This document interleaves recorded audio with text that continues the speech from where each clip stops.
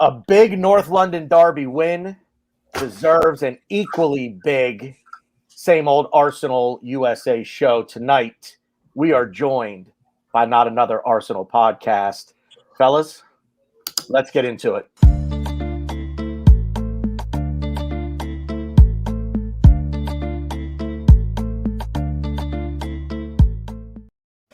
I just played the outro, didn't I?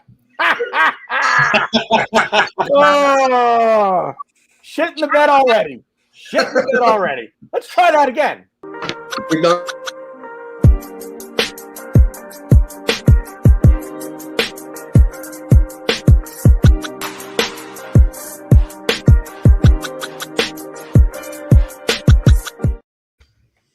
Thank God I only have one advertisement I have to play. Lord knows at this point I'd screw that up too. So we got to keep the lights on. We'll be right back.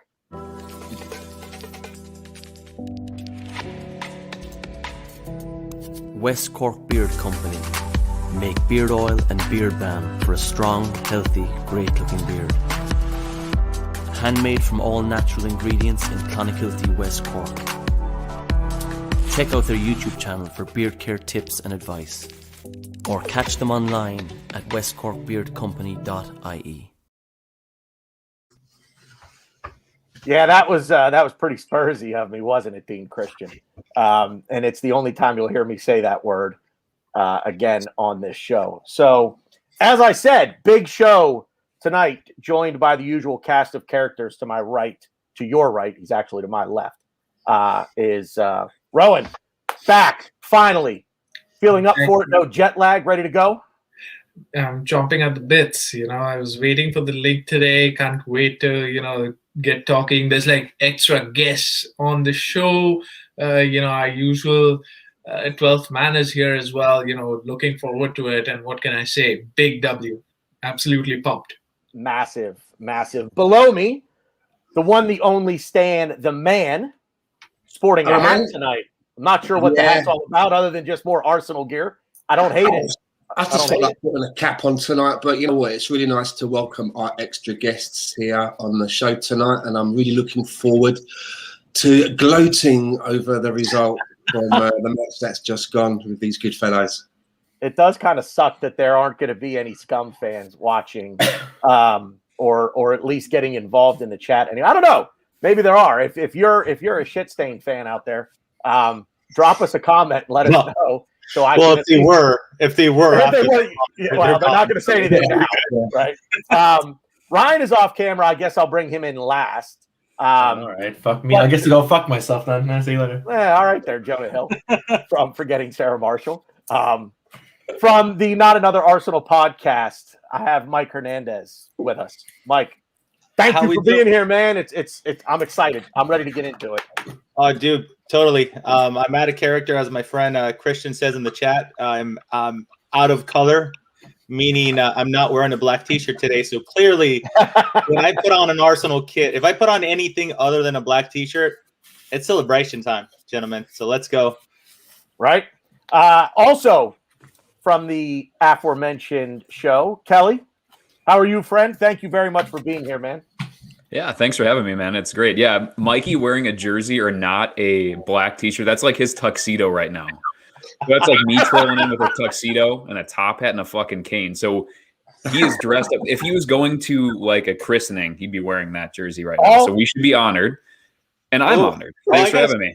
All I'm thinking of right now is Mike and Ryan walking into some event and Mike just taking the cane and smacking Ryan right in the back of the thighs from Dumb and Dumber.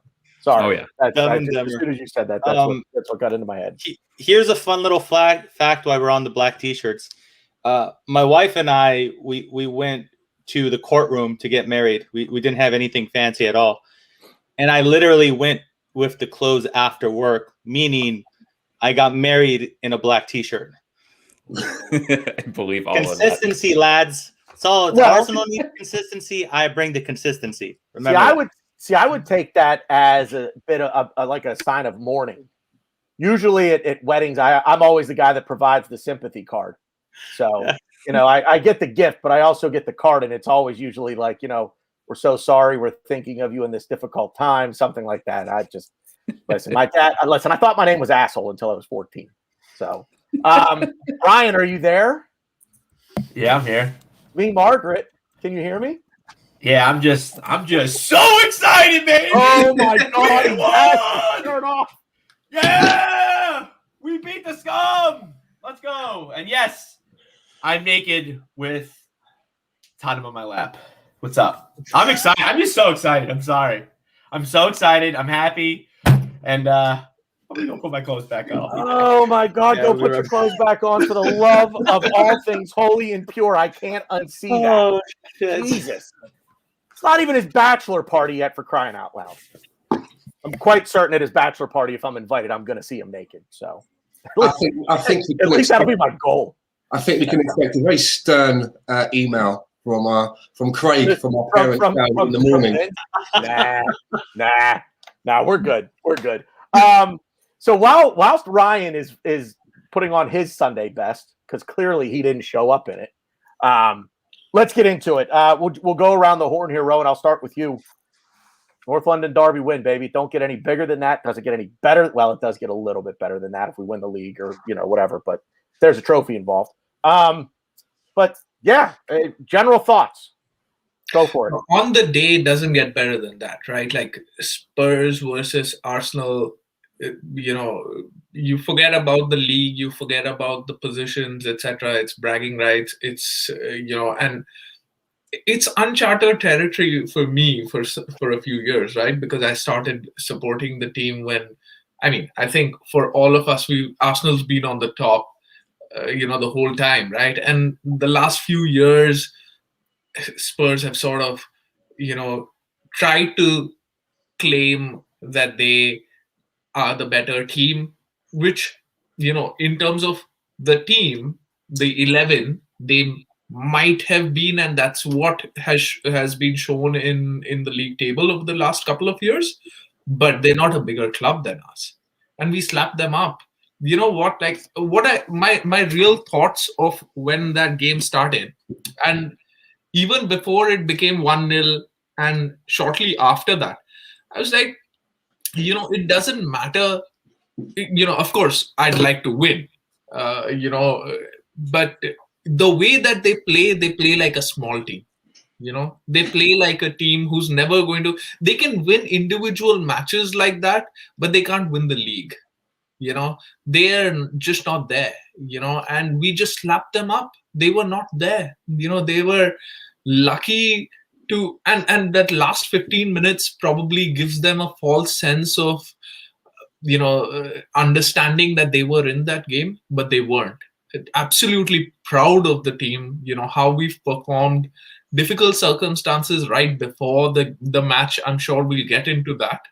But all in all, everybody showed character. Everybody had a top performance. We're gonna pick out our players also who stood out, but I would think that nobody had a below par performance. Nobody was a passenger in the team, and that's what we can do. We slap them up.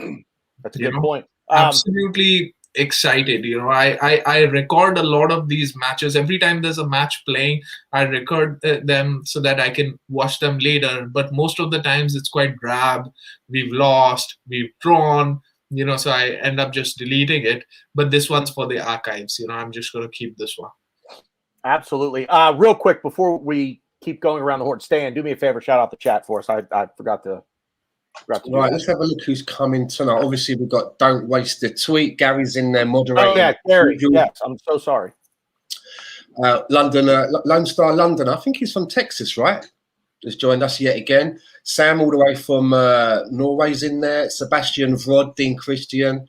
Tony Turner, big shout out to Tony Turner. Don't forget, everyone, dig deep, put a $5 in the pot so we can get Tony a brand new peg.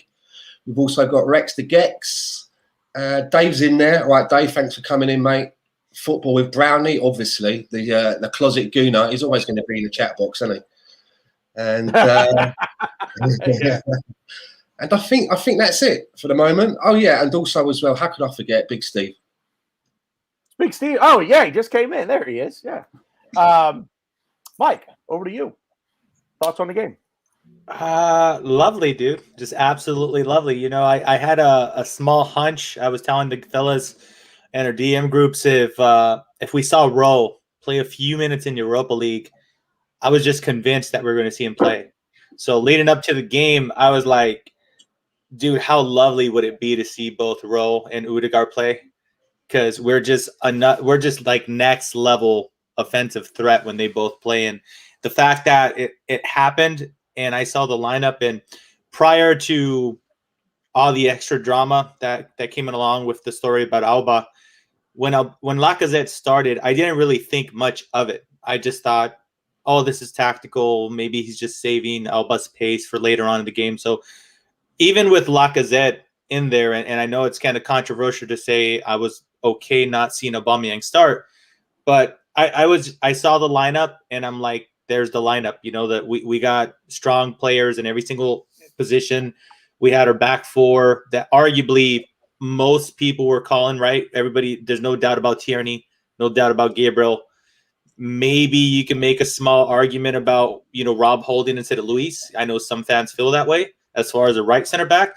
And then Cedric, which I think a lot of us have been calling out for just based on his performances. So, dude, we humiliated them.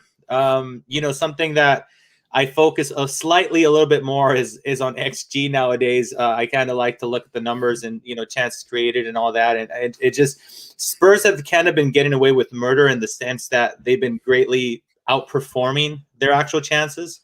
And we've been kind of underperforming our chances against multiple teams. So it finally happened. You know, it was the final, the straw that broke the camel's back. It finally happened where we created the chances, we got the shots, and we dominated the Fox and we beat them. So a beautiful thing. You know, you're talking about XG and whatnot. Literally at that point in time, throughout the first 45 minutes, they managed one shot, one goal, you know, and as much as was it Keown that said it was a Rubino that Lamela scored, it was just a trick shot last minute. I can't shoot with my right foot, and it fucking went in. And you know, it's not, they're trying to qualify it as a, you know, best goal or top 5 goal. I'm not having it, lads. I'm sorry. You guys got zero to give up after this game. You got put down pretty bad. Yeah, it's it's a hell of a goal, and kudos to him. Whatever, nice, but you lost the game. You got to give them some credit here. They're going to make a DVD about it. They're going to probably celebrate it after. They probably did. They probably took a group picture with, you know, Lamela in the middle, holding his boots up like a certain somebody when he scored, his 200th goal or something. They're all, buddy. So let him have that little victory. You know, let him make a DVD about it. It won't be a DVD. They'll probably stretch a box set out of it. Yeah. Season 1, season 2, season 3. Love it, dude. Ryan, thoughts? Go ahead. We'll just, like I said, go around the whole. It's exciting. I messaged a bunch of groups that I was in, and I was very not feeling it. I was happy I was at work. I missed the game live. I was like, yeah, I'm not feeling good. It's, you know, this is a big game, and I was very very pessimistic, and I said it, I think, on, you know, a few different podcasts. But yeah, I saw the score. I was like, holy shit, I gotta watch this game when I get home. I can't wait to get home now. It was awesome, and it was funny because, kind of going back to what Mike said, I actually wanted Mari to start. I wanted to be Mari and Gabriel, but whatever. Luis is Luis. I think Holding would have been terrible for this game. I think Holding, Eric who? But yeah, I think that I think Holding would have been really bad for this game, and Luis just has a mistake in him, and I think this is the game where I was like convinced he was gonna kick air, and Son would have, you know, fell from the halfway point into the box, and we would have conceded a penalty. But yeah, and then to the Lacazette thing, I actually looked a lot. Again, I'm contrasting Mike a little here. I very much looked into it because when you look at the 11 on paper, you go, you're not going to have your captain start for the North London Derby, probably the most important game this season, regardless of who's in what position. It's probably the most important game of the season. You're not going to have your captain, you know. Obviously, there's debate if he, you know, is our captain, but he is. He wears the armband week in, week out. And it just was strange to me. I preferred Lacazette. I actually was kind of happy Lacazette started, but just the fact that like our captain's on the bench for the North London Derby just didn't make any sense to me. And then obviously, I'm sure we'll get to it later. But yeah, things did come out and things did happen. But yeah, I just think it was a great win. And like Rohan said, I don't think really they didn't really have any passengers. Everyone played well. In my opinion, I mean, maybe we'll get into it later, which we might. But I think for me, probably the worst player for us, you could say probably Lacazette because he probably should have had like 4 or 5 goals. But I think what he does and what he does for the team and what he did for us, he unlocked Odegaard, he unlocked ESR, and he allowed them to run around and kind of almost be that, that pinwheel of death that I've been talking about. Lacazette did a good job holding up play. He got in the thick of things, and he let ESR and Odegaard run into space. And for ESR, for us, that was big because if Aubameyang was there, Aubameyang and ESR could be, potentially running to the same spaces because ESR's on the left. So that was something that I was nervous about. I mean, having ESR, Odegaard, and Aubameyang start, I'm just not the biggest fan of it. But yeah, I mean, I'm just happy we got 3 points, and we're looking pretty good for the Olympiacos game. Knock on wood, and hopefully there'll be more to celebrate. Yeah, Kelly, on to you. For this one, this was great. I think from top to bottom, up until the last 15 minutes of nervous, squeaky butt death that we went into. This was something like the actualization of the Arteta ascendancy and what he's been trying to build, and the comeuppance of the Jose Mourinho negative tactics spiral with Spurs. So in a perfect world, we're looking back at this 6 to 9 months from now, and we're going to see this as Arsenal on the uptick and Spurs on the downtick, and we're just crossing paths in kind of mid-table as we're going up and they're going down. Everything that we've been building positively has led up to this. I mean, we've evolved into this being the preferred center back pairing, going long balls into the channels, inverted wingers that are playing as inverted 10s, going out and getting Odegaard and bringing him in and bringing him into our patterns of play, figuring out your right back for the major games, who's going to sit back a little bit more and kind of complement the players around him. This was kind of the Pepe coming in at halftime and making a huge impact on the right-hand side.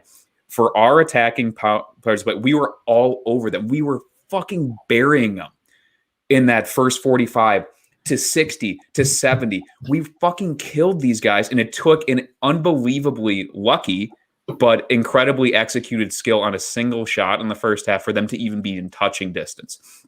Gabriel destroyed Kane, which led to his lashing out later. Our central midfield dominated. We were in a position where we were running roughshod in a way up that left wing that they couldn't handle it. They could not stick with Smith Rowe. Doherty looked like a League One center back playing right back out there. This was what we wanted to see in the biggest game. This is everything that we would have wanted besides what makes the difference between us being a top 4 contender and us being kind of ensconced in that mid-table up tier, which is simply finishing. And we'll get to Aubameyang certainly later on. And again, I would argue too, Ryan, that unintentionally, I think Lacazette's tendency to drop deep and sucking in and kind of Spurs' desire to follow him put a bunch of open spaces in the channels behind him. So it would have played out maybe a little bit different had Aubameyang went, but just watching Mourinho and his smug fucking face sit back and think that they were going to nick it, and then Son pops a hamstring, and it's done. You can't do that because they tried to fucking go up and around the corner. They tried to do the same thing that they do to nick wins and go and just basically sit back and compact and then score a low percentage chance early and then sit on it, or score a couple of them early and then having it turn into a counterattack derby. It was done. We killed it. We were all over tactics. Mourinho looked like an absolute mug. They looked slow. They looked tired. They looked old. And we looked young, fresh, and full of great ideas. And it's really, really great to see. And again, I'm hoping that we remember this as the linchpin, as we are going up, they are going down, and then we get to laugh at Mourinho at the beginning of next year when he's fired in like November. That'd be great. And a good thing too to even add on to the Lacazette thing. David Sanchez is known to be a guy who just needs to do something. He can't just stay with his line. He can't just stay and play as like the last line of defense. He has to be following somebody. He's ball watching. He's always doing really, in my opinion, really dumb shit. And it just so happened we had Lacazette, like Kelly said perfectly. Just bring him in, suck him back, and Dave's like, "Oh yeah, I'll come. Yeah, that's cool." And then boom, just it's and unlocked so much. and that was my best David Sanchez impression I will ever get. I will take lessons from Stan, I promise, but that's my David Sanchez impression. Stan, speaking of impersonation lessons, what did you think of the what did you think overall on the game on Sunday? You know what? This was going into this one. I was really nervous. When it got to like Friday, it was like Christmas in 2 days. You know, Christmas is coming. You can't sleep at night. Do you know what I mean? I was pacing around. My missus knew what was going down. I was extremely nervous going into this one because Mikel Arteta's done a few things already in his career that he's probably ticked off. He's won himself an FA Cup. You know, he's beaten a lot of the big teams out there, but he's not been able to put a scratch against Mourinho's name yet. And that was the one thing that I thought that if he can do that, it's going to give him a little bit more credit in the bank with the fan base. It's the one thing, you know, if you can beat Spurs, especially one that's led by Mourinho, then that's going to give you a couple of months of more love, right? In your endeavours. And I love the way that Kelly just put the way that it's going like this, right? I like that. And we're just waving to as they're just going by, we're just like, you see you later. I like that. Things are just beginning to change. But what I liked about the game, David Luiz, a player that that I'm not particularly fond of, the way that he was working the ball out to the channels, the way that both of the centre backs were sometimes starting the play, the pressing. I mean, I felt for Doherty. I mean, the guy. I heard that he's a Gooner, right? He actually supports Arsenal, and I mean, the amount of times that he was just left on his own to tackle to take on 2 people. You know, Odegaard dropping back into the midfield to give us sometimes 4 in the middle of the field. The defence, Tierney running up on the left and then everybody shifting to a back 3. It's beginning to look like a plan. It's beginning to look like that. A structure, as much as people will talk about Unai Emery and his 22-run games, I mean, I'm no analyst or tactical person, but there were times when I just didn't have a clue what was going on. But that game against Tottenham, Stan, neither did he. Yeah, probably not. But I'm beginning to see now, little bits of how this team is supposed to be playing and how Mikel wants them to play. That's basically all I'm going to say about it. I'm ecstatic that this for me, this is the biggest game of the season when we play them. And I'm one of those rare Arsenal specimens that I actually have a lot of friends that are Tottenham friends. I don't know how I've collected them. I don't know why they're attracted to me, but I have some very close friends of mine, but they're spuds. That's the way it is, right? So, yeah, my thumbs are kind of like, I've worn, like the skin down on my thumbs, where I've been just like texting them gifs and memes for the past 3 days. So I'm in good spirits. You're like Stanley Seven Thumbs over there or something. That's the one. Yeah, I don't know. Something like that. Mike, go ahead.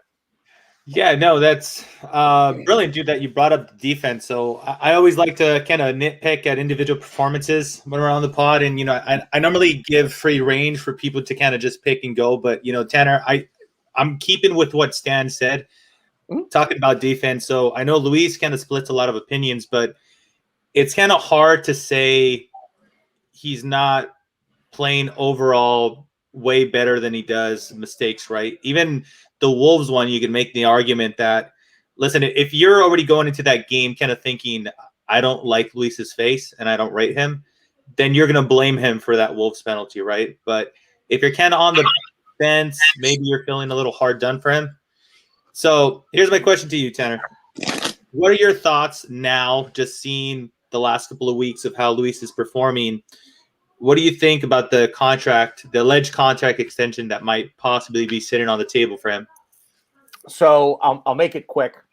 Before we agreed to do this little joining forces thing, I had said to Ryan, Rowan, and Stan in our group chat, I wanted you guys to pick an individual not named Kieran Tierney, Emile Smith-Rowe, or Martin Odegaard, because I just felt like it's too easy to just lay all of the accolades at their feet. So I wanted to be a little more interesting. And the reason why, and I'm glad that you mentioned his name, was because of David Luiz and his performance. So quickly, if not for the exceptional performances of the 3 players I just mentioned, David Luiz's performance could be up there on Sunday as a man of the match performance, in my opinion. It's not because of the other 3. So I'm not cutting David Luiz, or I'm not cutting anybody off the knees here. I thought he was exceptional. The Wolves match and the blunder there's, that I think we were all like, that's not that. What are you doing? That's ridiculous. But he has played himself now into the top pairing. We've kind of debated this all season long. Who's the top center back pairing? Right now, for me, it's David Luiz and Gabriel. And David Luiz has played his way into that top pairing. He has the mistake in him. You just, right now, I hate to say it, but you've got to kind of maybe live with that for a minute, the problem is every time he makes one of those mistakes, ball ends up in the back of the net. So the mistake is compounded by the result. Unfortunately, we never seem to be able to get away from that. So the contract extension, I'm not going to overreact to the performances of the past few weeks the past few matches from David Luiz. I'm okay with the contract extension if the money is right, if it's 1 year, and if he's not expected to be the starting main everyday center back next to Gabriel going into next season. If he's in the third pairing, I mean, maybe the second pairing, I don't really even want that. But overall, I'm okay with it. But if he's expected to be the starter next year in most of the important matches, I'm not for that. But as a depth option, I'm okay with it. So hold on real quick, Tanner. It was interesting you said how you said, oh, we kind of have to live with David Luiz as our starting center back. Not what I said. Not what I said. Say what you said because I still have something to say about it. So repeat what you said. You don't have to live with him as the starter because he doesn't have to be the starter. Okay. We don't. I don't. Probably that's you're calling me out. Oh shit! Yeah. I mean, but think about it. I mean, but we're never happy. We're never happy. It's always, oh my God, he stinks. Look, he just made another mistake. He makes one mistake in 2 months. But it's, oh my God, look, that's why I can't start. There it is. So it's always the overreaction. He's played well. He has. I'll be honest. I don't know how Rob Holding played himself out of this role. If I'm being 100% honest, because I think he's been, by and large, one of the best center back of the season. He's played more than Pablo Marie. That's why I'm saying that. But at there this was point, a comment. Sorry, Tanner. There was a comment by, I think it was Dave. It was really early on in the podcast where he kind of mentioned just casually. Anybody noticed that Holding hasn't played since he got out? I did see that. And if that's the reason, it's like, man, is that all it takes now to play yourself out of the lineup? But I think it's one of those things where it's the other things that David Luiz can still do, and so we're seeing it's not full Man City light, but we're seeing a priority put on technical players, and what Luiz still does, and what still does, I would even argue is one of the best center backs in the entire league at this, is he plays a hell of a cross-field and channel ball, and when we attack those channels with our fullbacks ad nauseum, and that's so important. And for all of Holding's attributes, he is a good old-fashioned English center back. He is a robust, strong, generally up until the Sterling moment, generally very good in the air center back. But we're seeing that he prioritizes, and Arteta will prioritize. He will take the risks, and he will take the risk, especially when Luiz tends to be a little bit more locked in these big games, cup finals, cup semifinals against big teams. He tends to have bigger games, and it's because when he's focused, he's still a very good man-to-man defender. But even when he's not focused, he's a tremendous distributor of the ball. And as long as he doesn't just turn the ball and kick the ball into his own net, which he can do, which is terrible, as Ryan's going to rightfully bring up, he can do some things that are still extraordinarily rare, even in this day and age for center backs. And I think Arteta prioritizes that. And especially when he's got a kind of a bouncer with him, like Gabriel can be, a guy who is going to be one of the fastest, biggest, strongest center backs who's dominant aerially, it frees up Luiz to do a little less banging and a little bit more tap dancing. So I think that's probably why too. And to be fair, Kelly kind of shut my whole argument up because, and I agree with him. My point, a lot. I know. So my point to Tanner was that you didn't say it, but essentially you're like, oh well, David Luiz is, he played himself into the center back, and like we kind of have to deal with it, and he's really good, but like we have Mari and Holding, who I think have been studs. I think they haven't done too much wrong. Holding a couple things here and there. I mean, I'll chalk it up to Bellerin, but that's another conversation completely. But Kelly, of course, in his infinite wisdom, David Luiz's long ball is outstanding. And let's not forget, David Luiz has won almost every trophy there is. So he's obviously doing something right. Like as much as we don't like him and don't rate him for our club, and I might be in that boat. I'm kind of tipping out a little bit, but he's won it all. He's won everything. So I mean, I think it's something that he's doing that's helping us, helping his teams, succeed. And there's also a thing that people don't talk about. I know people don't. Yeah, I thank you, Dean. There's also another thing that people I think don't bring up enough about David Luiz is his leadership off the pitch and probably on the pitch too. If you see, at halftime when he's walking down the tunnel, he's always talking to a player. Usually it's a younger player. All the players are saying that the first person to welcome them to the club is David Luiz. So, and the young players all say, "Hey, David Luiz is always helping me, get accustomed to the team and all that stuff." And this is a player that's, he's one of our newer players, if you consider, with signings and everything like that. So it's definitely good to see. And it's something that we've been kind of searching for a while, trying to instill a culture and a leadership mentality. We obviously tried it with Cam. I just thought of him the other day. He was in an article. He's now a watchmaker, but Liechtensteiner, that's people slate that, but we brought him in for a reason.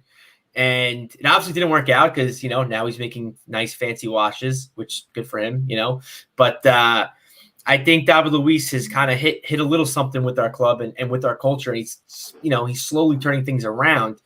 Now, his mistake, though, that's still a heavy price to pay. And that's still something that always weighs in the back of my mind when I'm judging him, when I see him, in the starting 11. Awesome. Yeah. So I'll echo what Ryan and Shady said. Ryan in the pod and Shady said in the group. As far as the leadership goes, if you guys saw, after the game, they actually interviewed him and they asked him, hey, what was going on the last 10 minutes? And he kind of pointed out to a very young squad that was still very ramped up in the holy shit, we're winning the North London Derby mode. And if you guys rewatch the game, one thing that kind of stood out to me is it's Luis that was kind of barking at a lot of people, followed up by Xhaka, saying, dude, chill the hell out. You're losing your head. So I guess between talking about leadership and mistakes, this segue perfectly to our next player that I would like to ask Rohan about, Xhaka. So talking about splitting opinions, this man really knows how to do it, right? Oh yeah. I'm sorry, Ryan. I forgot to say earmuffs. So look, overall, another impressive performance. He's one of those individuals where you're like, hey, 1 minute you love him, another next minute, or like Ryan, consistently don't like him. Dude, I'll tell you what, even I fell victim of my own biased opinions, Rohan, where that slide tackle towards the end where they gave up a free kick. I'm in my DM group and I'm like, fucking Xhaka is messing this up. Kelly goes, he's been outstanding all game. And I'm like, listen, Kelly, I don't need your fucking logic right now, okay? Let me hate him because I need something to focus on. So anyway, Mikey, what happened right after that made me shove my foot in my mouth for about 5 seconds? What was it? It was the Kane offsides header that he just doinked in off the post. And I was I maybe hit send on that reply 3 seconds before Kane headed that. I was like, no, he was clearly offsides and just going, yeah. Sweat. I was gonna let him have it. Mike, real quick, let me jump in here. Ryan, get this out of the way. I was gonna wait till it was me. All right. I was gonna wait till. All right. Not trying to be an enabler. So yeah, I'm gonna be. I was getting all ready for this. I'm so excited. I don't even know if we'll even talk about it, but our 3-1 win. Beating Olympiacos. That was cool. Winning the North London Derby is always something that I take pleasure in. And I'm here with I'm here with the usual suspects and two fucking beautiful gentlemen. So my beer was easy. My beer of the week, and it's Turbo Love Juice, right? Yeah, because I'm just my heart's. I was doing a little Turbo Love Juicing before with my poop pillow. Is that up there with Gentleman's Relish? I don't know what that is. Awful. Oh, that's awful. I don't know what that is, but all right. You know what it is. Anyways, I'm an adult here, and I'm talking about craft beers, and it's by Labyrinth Brewing Company. So yeah, Turbo Love Juice, because I need all of it for you guys. Awesome. I don't know. Sit back, have a beer, and listen to Ron talk about your favorite player. Feel free. Go ahead, man. Mike's yours. Talk to us about Shaka's performance in this game. So, you know what, like the first thing was that rightly pointed out for David Luiz, right? Like that his leadership, and especially shouting at Partey, what he did, that was required. And similar set of leadership skills has been shown by Xhaka again and again. And there was this question, like Tanner mentioned, who was going to be a man of the match if it wasn't for these three. And for me, it would have been Xhaka. He had a solid game. He had 3 tackles, 3 interceptions. He was spraying the ball out. He was playing the ball forward. He was a leader. And between Partey and him, he was the better midfielder in that game. He kept his focus. He kept on, taking the team forward. I think there was nothing wrong with it. And, it's really, he has this curse, right? Like it was actually Partey who gave up the ball and he had to foul the player behind. And as soon as that foul went, which subsequently led to the goal, which was offside, but as soon as that foul was made, I was just like, you know what? This is Xhaka's luck that they're going to turn this in now, and somehow it's going to become Xhaka's luck. This is what's going to happen. And that did happen. And I was just like, oh, shit. Like, I mean, the guy needs a break, right? Like, I mean, he needs a break in life, in the sense that I'm not saying that he is the answer, because he's clearly not. He needs to be replaced. It's too important a position that he plays in, and he generally is too slow for that position. But when he does get it right, we have to turn up, and at the end of it, he is an Arsenal player, right? Like, he does wear the jersey for our club, and all He throws it away. Oh, jeez. I'm sorry. I'm not gonna forget you like that. I know. And shout out to Craig, the host of the lovely Same Old Arsenal UK version, which is a great show. Everyone should check out. But granted, I'm not harping on it, and people harp on it even when he has a good game. Because I'll be honest, he had a good game. I think his problem is there's Xhaka the player for Arsenal, and there's Xhaka the person. Xhaka the person is like, or I guess you'd say maybe personality or ego. I don't know, probably personality better. When his ego comes out, he's terrible. He gets in his own way. He holds people's throats. He throws the armband. He does really dumb things. But him as a player, I don't think he's as bad as even I make him out to be. But the problem is his personality is a part of him. He's always going to have his personality wherever he goes. That's just him. That's what he's going to do. And especially in games where things are tight, things aren't going the way he wants them to go. What was it? Earlier this season, Burnley, boom, gets sent off. And I mean, you say even Burnley in the second fixture, So, I mean, it's a fine line he needs to walk, and I'm going to be there yelling at him every step of the way and having him toe that line. But it's just difficult, and I think at the end of the day, because he isn't playing bad. I'm not going to say he's the best player. I know people are saying that he's been our best most consistent player. I'm not. I won't. I don't agree. I don't think he is.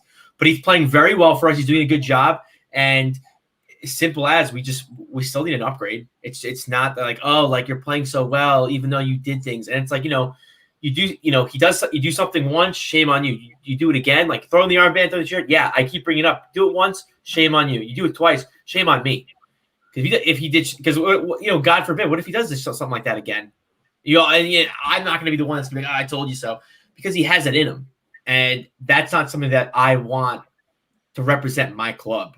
He's great. And that's like people, sorry to bring this up just because it popped into my head, Mike, but I know a few Milan fans that don't want Zlatan anywhere near the club anymore just because of the things he's done. Yeah, I know it's a little bit more of outside football, but the things he's done, the things he's said to other players in the field, you don't want that player, representing your team. As good as And let's be real. I would hope everyone can agree with me that Zlatan is a better footballer than Granit Xhaka. So it's just a tough, because to me, I worry about my club first. And if anyone disrespects my club, I'm always going to be on the forefront. I'm always going to be like, no. I'm not. It's not something I'm just going to, oh, he's playing well, so yeah, forget about it. You're good. You have, as people say, you have credits in the bank, which I to an extent, I always in the back of my head use that, but I don't agree with that. And I don't think that's something that we should, as a club such as Arsenal, really, use and exacerbate. Fair enough. So that's the whole reason why Xhaka can't be in the starting 11 next season. But you can't tell me that right now he's not one of the leaders of the club. Since he came back from that first Burnley game, he's had more good games than bad games. I mean, I think he's overall 90% he's played well. In fact, he's been one of the people who's been responsible for that resurgence that Arteta has had. And there's a reason why he keeps getting picked by every manager, right? So if we trust in Arteta and if we trust in the process that he has, then we've got to trust his decision to play Xhaka all the time, right? And I believe as much as the next guy, right? Like that Xhaka is not good enough there. But day before yesterday, the game that he had, I thought he was the star signing and Partey was really Xhaka. I don't know if it was probably fatigue. He was giving the ball away. Partey was giving the ball away. He was making useless fouls. He was trying to play the ball too many times and run with the ball, which is what we want with Xhaka, but then giving it away because he was crowded out. That was the time to make that simple pass. We were ahead.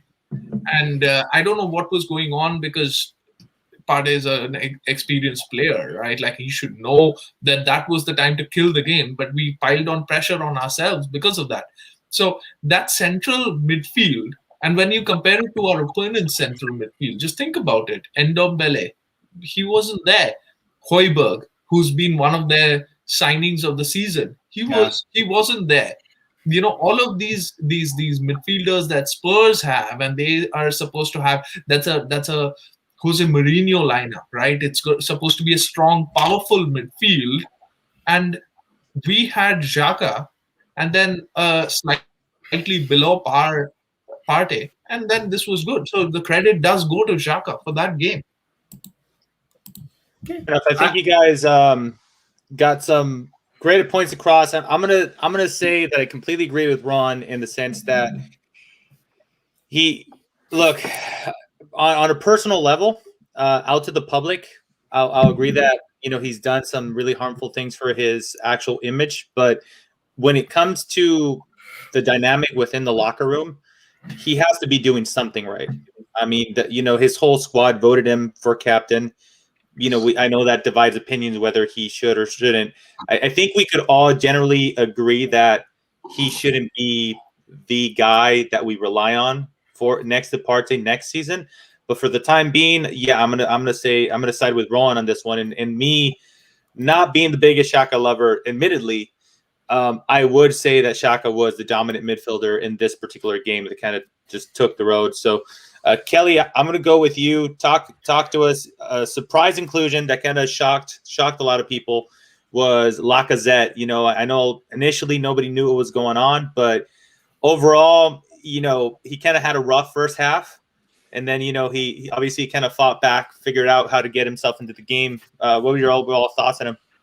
Well, it's based on what I saw in the first 25 minutes. I'm pretty sure Lacazette didn't know he was playing until about 90 minutes before the game, because he looked like he was he just looked a little bit scattered. So what ended up happening, obviously, it's been litigated to death on other podcasts, and they came out before the game. Everybody knew what was going on. So I think there was some extra pressure on Lacazette too. It's his buddy. He didn't know that he was going to be starting. He would have prepped the entire week to probably come in on the 70th minute, if at all, probably chasing the game. And he had to go in there. But what Lacazette's style did do, and Ryan, you touched on this before, is that Sanchez is a moron and he needs activity and he's not positionally disciplined. And so he ran to Lacazette to get touched tight on a guy who's not going to spin and run behind. And so, well, that was probably not part of the initial setup. It worked a treat in this game because it allowed our fast, intelligent, wide players and inverted 10s to run diagonals and leave their immobile right back on an island. And that was where we attacked. That's where we had success. And that's where they couldn't stop. Even when Højbjerg rotated over there and tried to man mark somebody out, Tierney and ESR just figured it out. And a lot of that had to do with Lacazette being there. Now, the downside of Lacazette being there is that, again, I think Lacazette can still strike a decent ball, but he's getting slower. He was a guy who was always at the edge of having enough pace to be a center forward and was always kind of a 9.5 stroke kind of attacking 10 or maybe the more withdrawn forward in a front 2. So him getting near 30 and getting a little leaden foot and playing in the Premier League that's getting bigger and faster and stronger, it makes him about a half step short a little bit. So he's really struggled. I know in recent games he's had a really low shot volume. He's relied on people around him to either get him clear pullbacks. He's not initiating a lot of his own shots. And you can see between the toe poke and just kind of vacate that penalty spot position, we have fullbacks that really want to do the pullback. Maybe some of his weaknesses were put out there. But, I mean, all things considered, we're in a derby. It's about stepping up when you need to be there. And he still was making the runs. He was interchanging well. He was fighting with Sanchez. He was drawing Sanchez in. Overall, he was certainly a net benefit to this game. And the specific attributes that he has are players that we play, which is the benefit of having intelligent, tactically astute players adjusted to a different center forward. And Lacazette is smart enough and technical and tactical enough to make it work. And we remain dangerous throughout. Do I want to have Aubameyang playing there? Yeah, absolutely. Because I think he is in better positions and does more with what's there. But those positions developed because Lacazette will drop deep, will retain possession, will draw a foul, and ultimately slotted in a perfect penalty after making a great run and getting plowed into by a dumbass defender that he basically had on the rope the entire game. So from my perspective, do I want to see a Lacazette who's sharper and is taking chances first time and is getting clean open play goals? Absolutely. But in lieu of that, he's still going to be the guy that can step up there, draw the penalty, remain dangerous, include other players, keep our patterns of play solid, and leather in an unstoppable penalty in the derby. And let's not forget, Aubameyang missed a penalty in the derby that ultimately cost us top 4. And that is a big deal. And Lacazette, did anybody have any doubt that Lacazette was bearing that penalty? Did anybody? None. That was going to, wherever he was putting it, that was a goal. Lacazette was celebrating that before he even struck it because he knew it was in. And it's a credit to him for stepping up on short notice and giving it his all. And I'd love to see him lose 10 pounds and be able to run a little bit, but it's just not the stage of the career he's in. And for what he had physically and what he was dropped into, he did really well. I don't want to see him in another North London derby necessarily because I just want to see.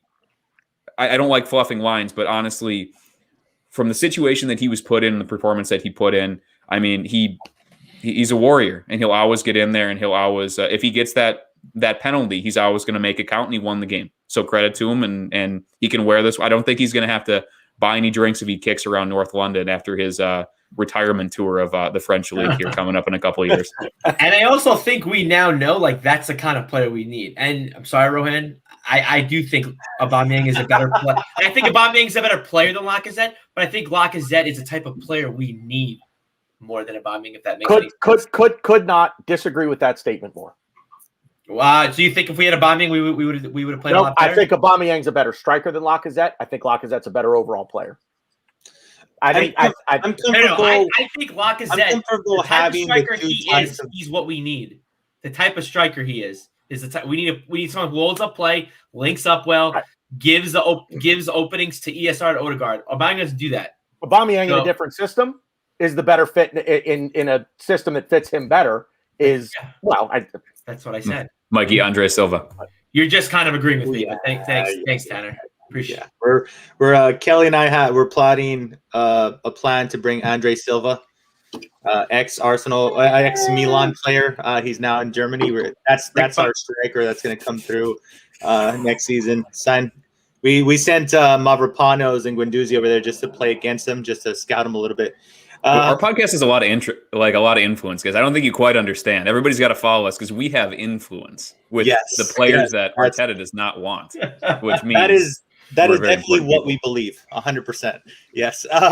Stan, sir, this man can't go without getting his praise. Gabriel, you know, he was when we first signed him, right? Everybody thought Gabriel Saliba. Some people even thought Saliba might get ahead of him. Gabriel hit the floor running. Like, this league made no difference to him. He got COVID. He got, you know, you could arguably see he had a physical setback for like a month or so. But he bounced back freaking brilliantly. So what do you think about Gabriel now that he's back in full form? How hard is it going to be for Mari to get back in?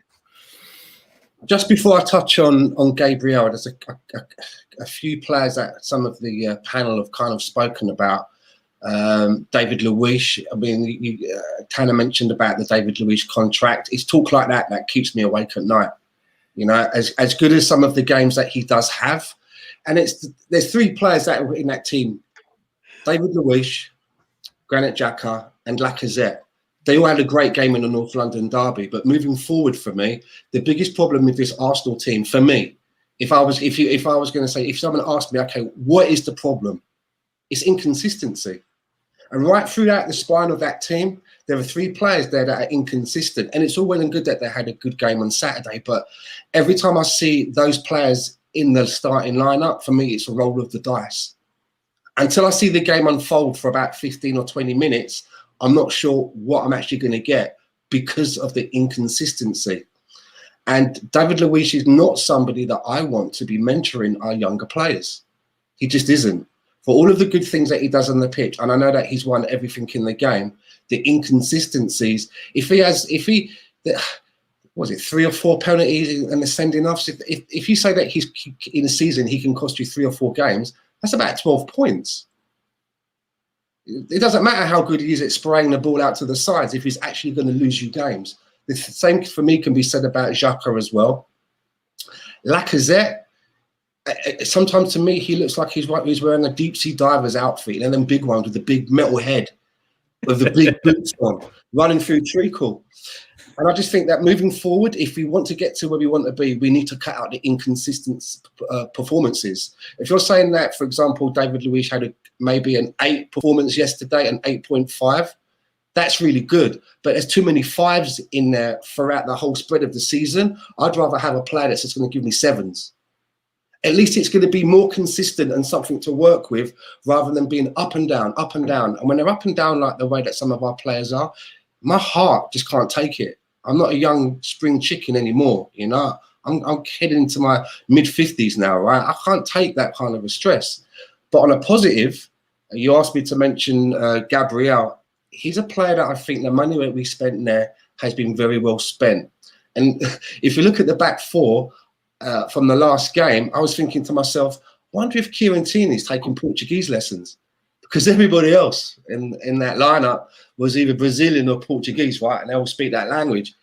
Gabriel, what was it, 3 or 4 games for us, man of the match before he got his COVID, his bout of COVID.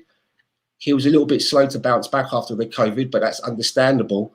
But it's fair to say that he may not have been the man of the match in the North London derby, but that header, when that happened, I looked at my missus and I just said, I think he might have just saved our bacon. That was the difference, I think, of us winning that and coming out with a draw. And then the one that he scored in the previous game, he hit that ball so hard with his head.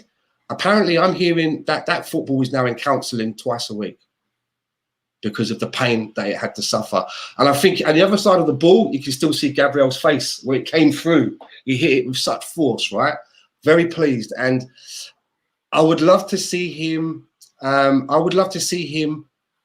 As much as we're saying get a partner for Xhaka, and I really hope that is the case. I really do hope that we do invest on buying a partner for Xhaka, because for many years, a lot of people were saying that we never went out and replaced Vieira. There was something missing in our midfield. And now that it looks like that we've done that with the 50 million that we've spent on Thomas Partey, I hope it's not going to be the other way now, where we've replaced that Vieira kind of a role, but we've not got anyone to accompany him. And it's going to be left with someone like Granit Xhaka, who for me, I don't mind him being a squad player at best, but I honestly, and I've been saying it since pre-season, before the season started, for me, El Iniesta would be, for what we have, El Iniesta is the one that I would prefer to see in the lineup on a regular basis over Granit Xhaka. But obviously there's these managers that they come into Arsenal, they love Xhaka, they keep picking him. There's obviously something about this guy that I'm not seeing. I'm not aware of it, because for me, the redemption of Granit Xhaka since that when he threw off the armband, for me, it's been the biggest fallacy ever. Should never have happened. It should have been, we should just screeched our brakes on that, and we should have taken the money from Hertha Berlin and ran when we had the chance. So someone to partner Gabriel for me, I think is what we need to work on. Is it someone that we've already got within the squad? Is it another left footer in Pablo Mari? Is it someone like a Holding? Because David Luiz ain't going to go on forever. Plus, we've got Big Bill Saliba out on loan as well. And let's not forget, we spent 28, 30 million on this guy. And it's coming up for 2 seasons now that he's not kicked a ball in anger for Arsenal. And I think that's unacceptable. We're supposed to be strapped for cash, or when we do have cash, we've got to be wise about how we distribute it. So I don't understand what's happening with Saliba. I'm sure he could be part of our squad and could be helping us in some way. And this season could have been used as his bedding in season. And I was really hoping that he was going to be the natural partner for Gabriel moving forward. But I do think that we need to address a partner for Gabriel, whether it's someone within who we're going to stick with and build a partnership with, or we invest as much as we need to do that for someone to sit alongside Thomas Partey. Yeah, good stuff, fellas. Good stuff. So probably I would say the biggest talking point outside of just the win itself coming out of Sunday. We'll get into the Aubameyang situation at the end, because I'm quite certain that we all have strong opinions on it one way or the other. But I want to talk a little bit about, and we'll kind of make it a bit of a free-for-all. Kelly, I'm going to start with you. Try not to talk over one another, obviously, but jump in with, yeah, right. As Ryan is the one that laughs at this, yeah. Right? Yeah, right. That's a good joke, Tanner. Yeah, no, right. Wait, it's kind of like, yeah. Anyway, hey, chat. I'll give you a few guesses. I'll let you guess. There's only 2 of us that are sober right now, so. As a bird, Mikey, you and me. This is my first beer, by the way. My first beer. By the way, I want to shout out real quick. Exactly. That's why you're not sober.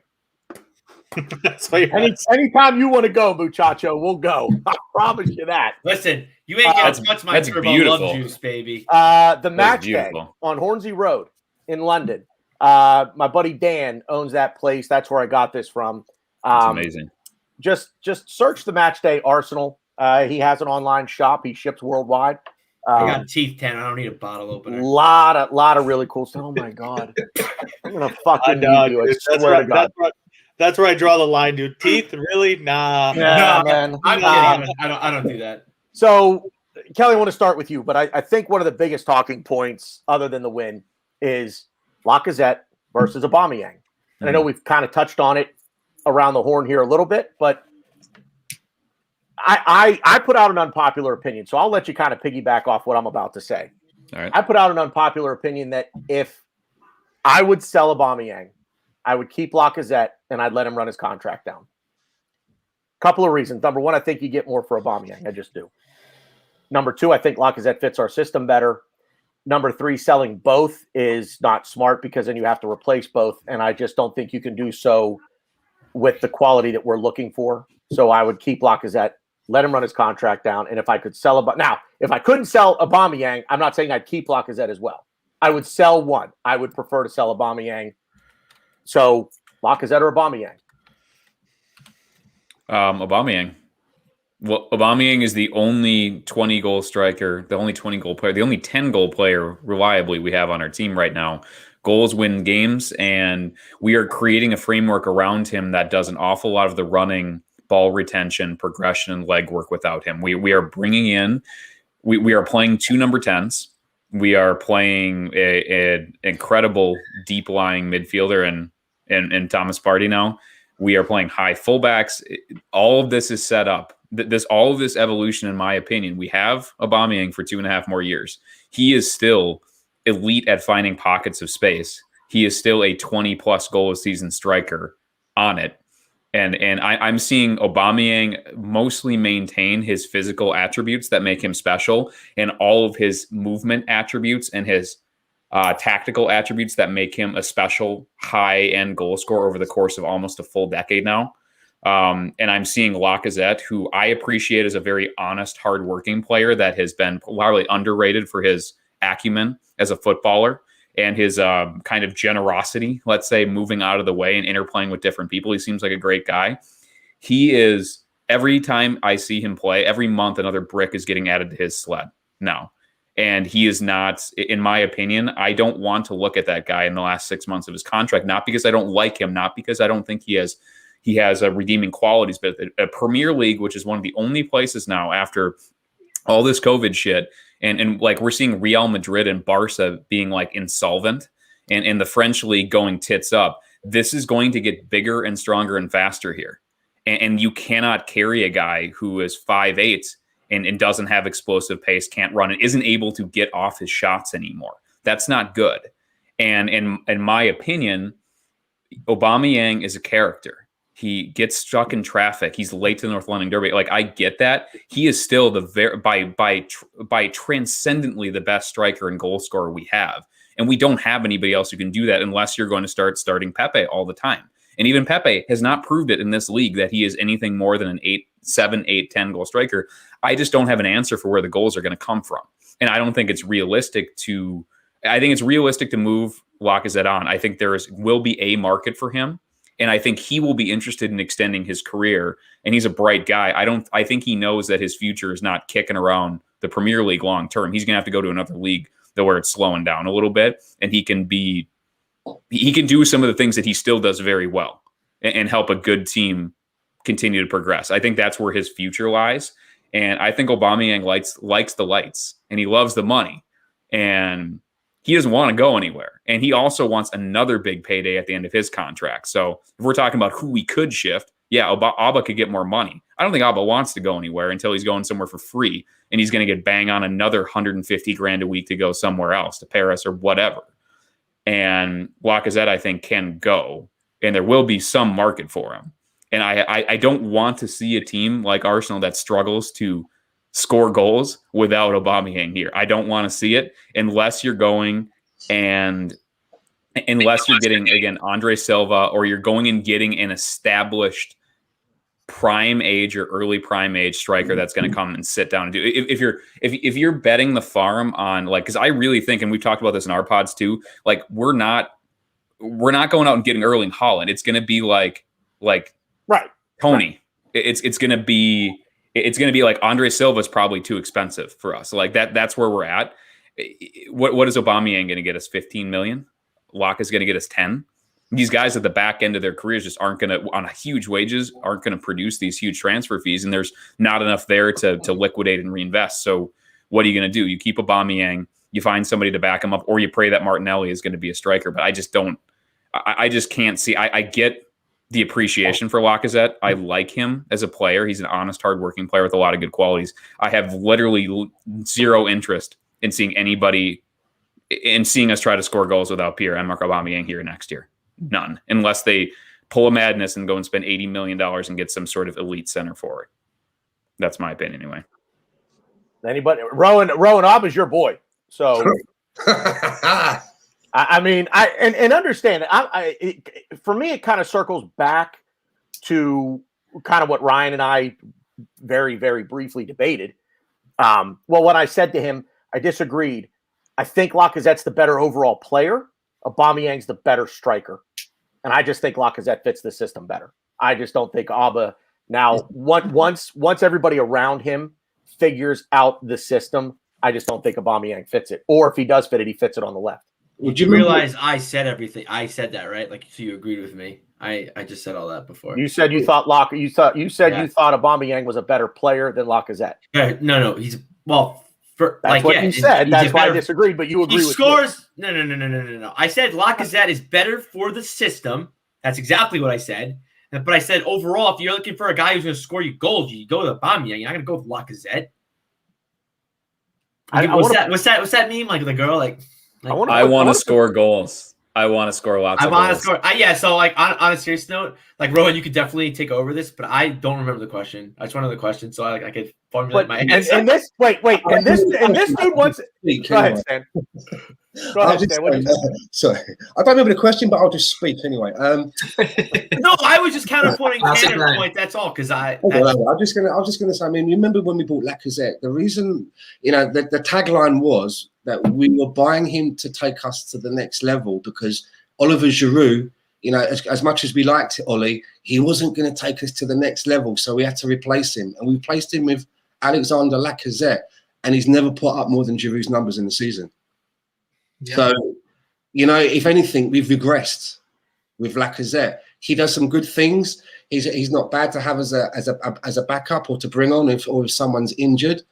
But yeah, I think it's time for him to, in the words of Claude, it's time to go for Lacazette, and maybe that money. And I've seen a few people in the chat box, saying, Edward from Celtic, you all know that I'm really big on him, and that's not on the bandwagon. I used to drink in the Celtic pub before lockdown over in Vancouver. He's one that I would like to put some money in. And Kelly's right. At the moment, where are we going to get someone who's going to be able to give us 20 to 25 goals a season?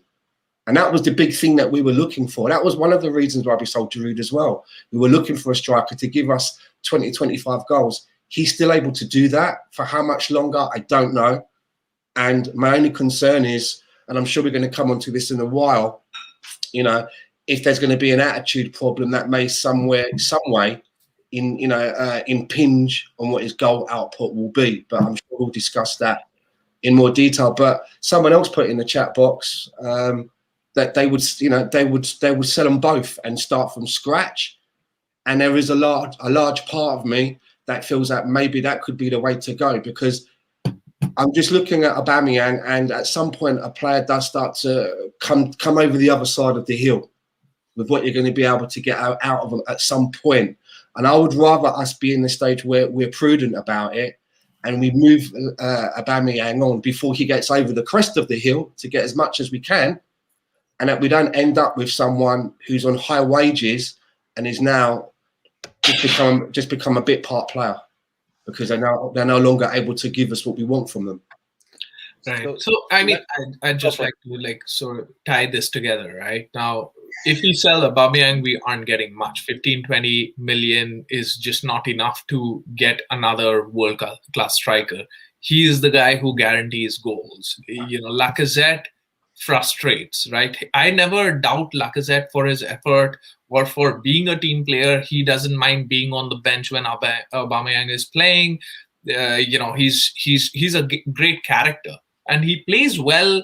He drops in, he sacrifices himself for the team, Firmino sort of a role. But we've got so many, even in the North London derby, right? Spurs had Kane, who's arguably the best striker in the league, no bias, right? They had Kane, they had Bale, they had Son, right? They had all three of them, and then they had Moura. They had literally 4 strikers on there, and we had Lacazette. The rest of the guys are just too young, and they aren't goal scorers. And Lacazette, you can't trust him for goals. The first half, for all the praise that we've given everyone, and I don't want to be unfair or be, picking out, just looking for issues that might have been there. But this Lacazette's first half was miserable. He was missing chances left, right, and center. He was letting balls go, playing the dummy. You're the striker. You've got to hit that. Why are you leaving that?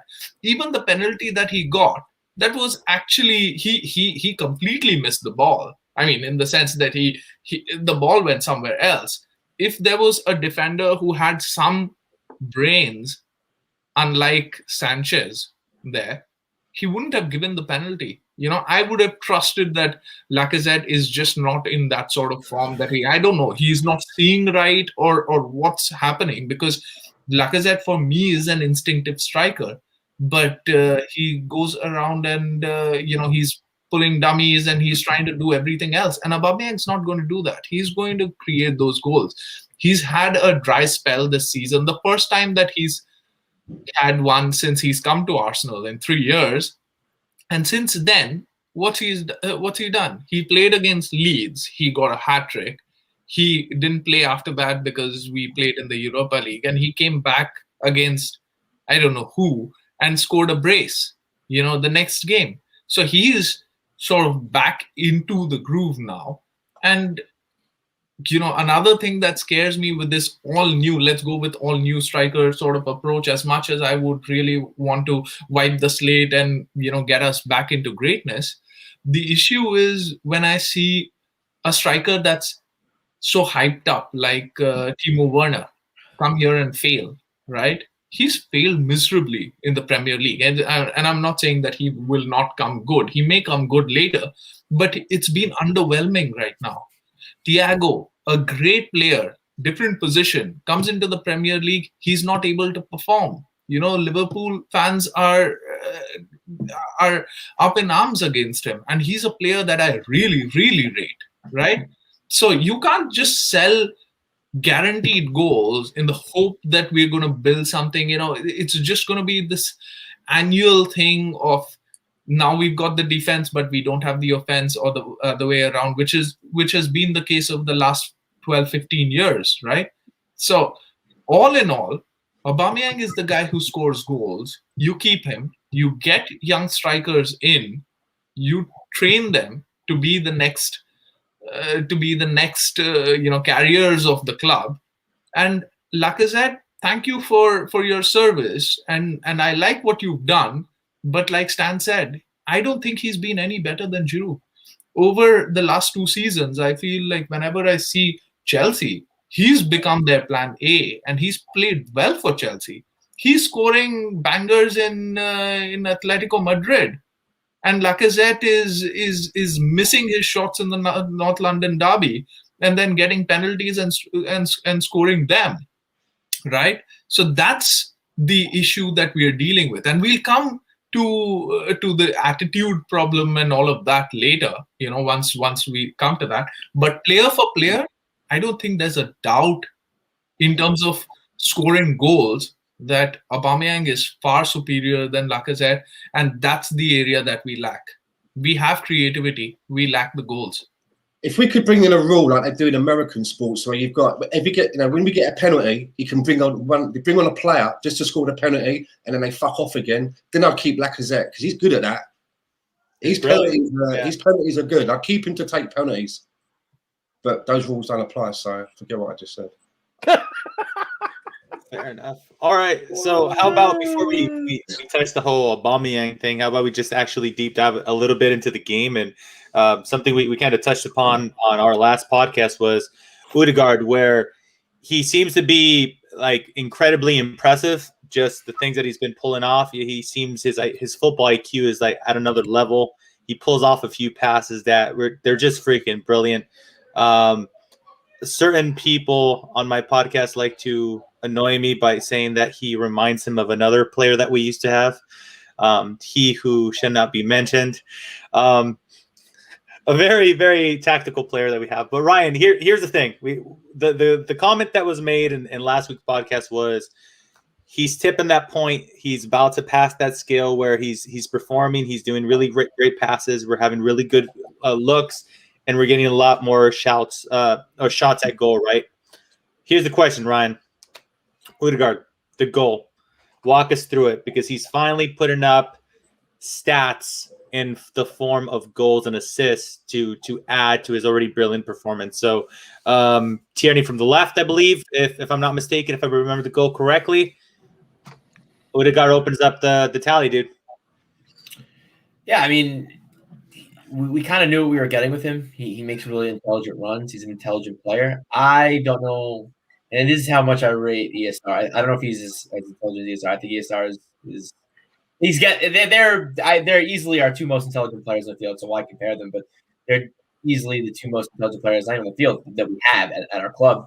And I think that they could. I think they can learn off each other. I think if we could utilize ESR on the left, which is kind of what we did on Sunday, I think we have a nice little setup we got going on. And if the reports are true that Odegaard wants to stay, make this his home, then I'm definitely all for it. Yeah, I mean, I think again, I think we played well. Don't get me wrong, but I think the Scum really just did some really dumb things in this game. They just left pockets of space open, which I will attribute a little bit to Lacazette. And I think Odegaard and ESR just completely exposed them. And I don't think he could have any more room than what he had to get that shot off. I mean, obviously it took a nice deflection off out of Ireland, but I just the more I watch him play, the more I see what he could do. And I think to an extent, because I kind of watched him a little bit with Real Sociedad, not a whole lot, but when we were linked with was it Isaac? I can never say his name. And watching Nacho Monreal, and there was also another midfielder that I was interested in from there too. I can't remember his name, but I watched him. Who? Left winger, Spanish. I don't know. Nah. Yeah. Nah. Too much turbo love juice. Sorry. But the thing is, Odegaard could score. He could score goals. It's not something that's like out of his arsenal. But and I think people don't realize that because we haven't really had a midfielder that could really score. I mean, our last midfielder that we really could score, we say like Ramsey, but that's when he's on the field. But and I'll still beat this drum. Not that I do miss him a little because I know I didn't like him when he was playing for us, but he was just so inherently out of position. He was just out of position every chance. I was screaming at him. I brought this up on multiple podcasts. He's the kind of guy that I'm playing with in a league game where he's completely out of position. I'm screaming at him, what are you doing? Stop. Don't shoot the ball. He shoots it, and he just beautiful upper 90. Goalie didn't even have a chance on it. And I'm like, you know you're in position, right? But that was a nice shot. It was a nice goal. And that's what Ramsey did. But I know I'm kind of going off topic a little bit, but I think, people need to not people, I think just us. I think we need to, have that variety, I guess you could say, and again, quoting the pinwheel of death, and that we could constantly just rotate around with, the Sakas, and I'm even going to put Pepe in there, ESR, Odegaard. And I kind of don't even want Lacazette and Aubameyang, really, if it comes down to it. If we want to make a run at Champions League and we want to do these big things, neither of them are going to get us there. But also to and I don't want to go back to the conversation, but I also don't think there's a real right answer or a real right thing to say to get us where we want to be. Because I think last year I would have sold both and started over. Maybe get Balogun, bring in a cheap option, have Balogun, maybe even Eddie. I don't like Eddie, but I think Martinelli is going to be trained to be a center forward. So I think maybe utilizing Balogun, Martinelli. But I don't know. It's a little late because I think the time for rebuild is starting to end, and we kind of need to just go forward. But yeah, I think that this pinwheel of death and this Odegaard thing is something, and I really hope that we could utilize him without hindering ESR, because that's my baby. That's my baby. Brilliant. And nice segue into a player that came on that just seems to be continuously impressing for us. Stan, I'll go to you on this. I know we talked about Lacazette a little bit earlier in the goal, but how impressed were you with that little bit of skill of Pepe just intercepting the ball prior and just making that just extremely wicked pass, bro, to Lacazette? Everyone's silent. Was that me? Yes, mate. Oh, fuck. I knew it. Everyone's silent. I was like, he asked me a question, didn't he? I was like, fuck. You know what? I missed that bit in the game. Fair enough. I'll give you another topic that I was kind of saving for Kelly, because I know that he is very opinionated about this, but I'll let you guys all have a say at this prior to talking to Aubameyang. Harry fucking Kane. Wanker. Okay, well, Stan summed that up brilliantly. Let's move on. No. you want to talk to us about that play that he did with Gabriel? I wanted to mention it when you asked me earlier about Gabriel, because he was involved in some real shit move yet again by Harry Kane. I've seen it so many times now, and he just basically comes in with his back on his hip and just barges the player out of the way, and there's nothing said about it. I mean, I'm from the UK, all you guys are American, but I'm sure you're aware that on the BBC, there's a show that everybody watches on a Saturday night called Match of the Day, where they go through the highlights of the games and they all talk afterwards. And what I can gather, it wasn't even mentioned, and there seems to be a bit of a trend. I've seen it happen before with England captains. I've seen Shearer do shithousery like that, the same with Beckham. And it's just pure bollocks. I mean, I'm not even into the international scene. I barely watch England friendlies or anything like that. I've taken some World Cup games for the international flavour, but this is just pure bullshit that he's allowed to get away with this shit. Do you know what I mean? It's like he has this way of, as well, he does it. We were lucky that Gabriel had his feet on the ground for that one, because his usual trick is to do it while the player's got both feet off the ground and is in the air. That's when he usually barges in, and that's when the damage is going to get done the worst. And it's only a matter of time, before he's going to do something, and someone is going to get hurt. And it's going to be interesting to see that when it happens. I can imagine the pundits would be, but he's not that kind of player. That old chestnut. It's funny, and I sorry, mate. He's that fucking kind of player because he does it every fucking week. Yeah, I completely agree with you, but I don't think it's going to come to that. I think what's going to happen, and shout out to Elliot from the Arsenal Vision podcast. He said it perfectly. It's not going to happen. What happens is you're going to have someone who's doesn't play, who's not English, who's in the league, like maybe a Mitrovic or something like that, who's going to see that, and then he's going to do it. It's like, oh, if he could do it, I'm going to do it. He's going to clean Kane out completely. Kane's going to be the one stretchered off, and then it's going to be a deal. Then it's going to be a whole thing. Mitrovic will be sold out of the league. He'll be kicked out. I use Mitrovic as an example because he's known for a little bit of that type of stuff, and I know he's not English, but I could totally see that kind of backfiring and happening, and then he's the one getting hurt, and then everyone's like, "Oh no, Harry, poor Harry," and then it's like he's been doing this is his thing. This is what he's been doing. And I personally, I haven't really. I know you said it, Stan, and I've heard other people say, Shearer and Beckham have done it and stuff like that. I really haven't seen it. I haven't really paid too much attention in the Premier League when that was going on, so I can't attest to that. But so I don't know, the favoritism that the English captain gets. So it's crazy to see, crazy to hear. But I don't know what's going to happen because his little theatric that he does, where the guy goes, like you said, the guy goes airborne and he completely backs up in him and cleans him out. It's scary. I've been in situations, maybe not to that extent, but when you're up in the air and you have really no control over how you land or what you do, and then you have someone else changing that up on top of that. It's definitely, it could be scary stuff. So I don't know. I don't know what you do from here, because let the players start policing the game themselves. Yeah. So, I don't know. Yeah. So you're not. I mean, I'm serious. What? So either Arse blog or Arsenal Vision brought this up, and so I'm gonna say, before I even say what I'm gonna say, these are my opinions, not any of the individuals on this podcast. Well, I'm your spirit animal, so I probably agree with you anyway. Oh, there you go. I don't want to rope you guys into it. I'm roped in, baby. I know AFTV got a lot of shit because there was a few of their fans kind of laughing that Son got injured. Listen, Son's been really freaking dirty in his career.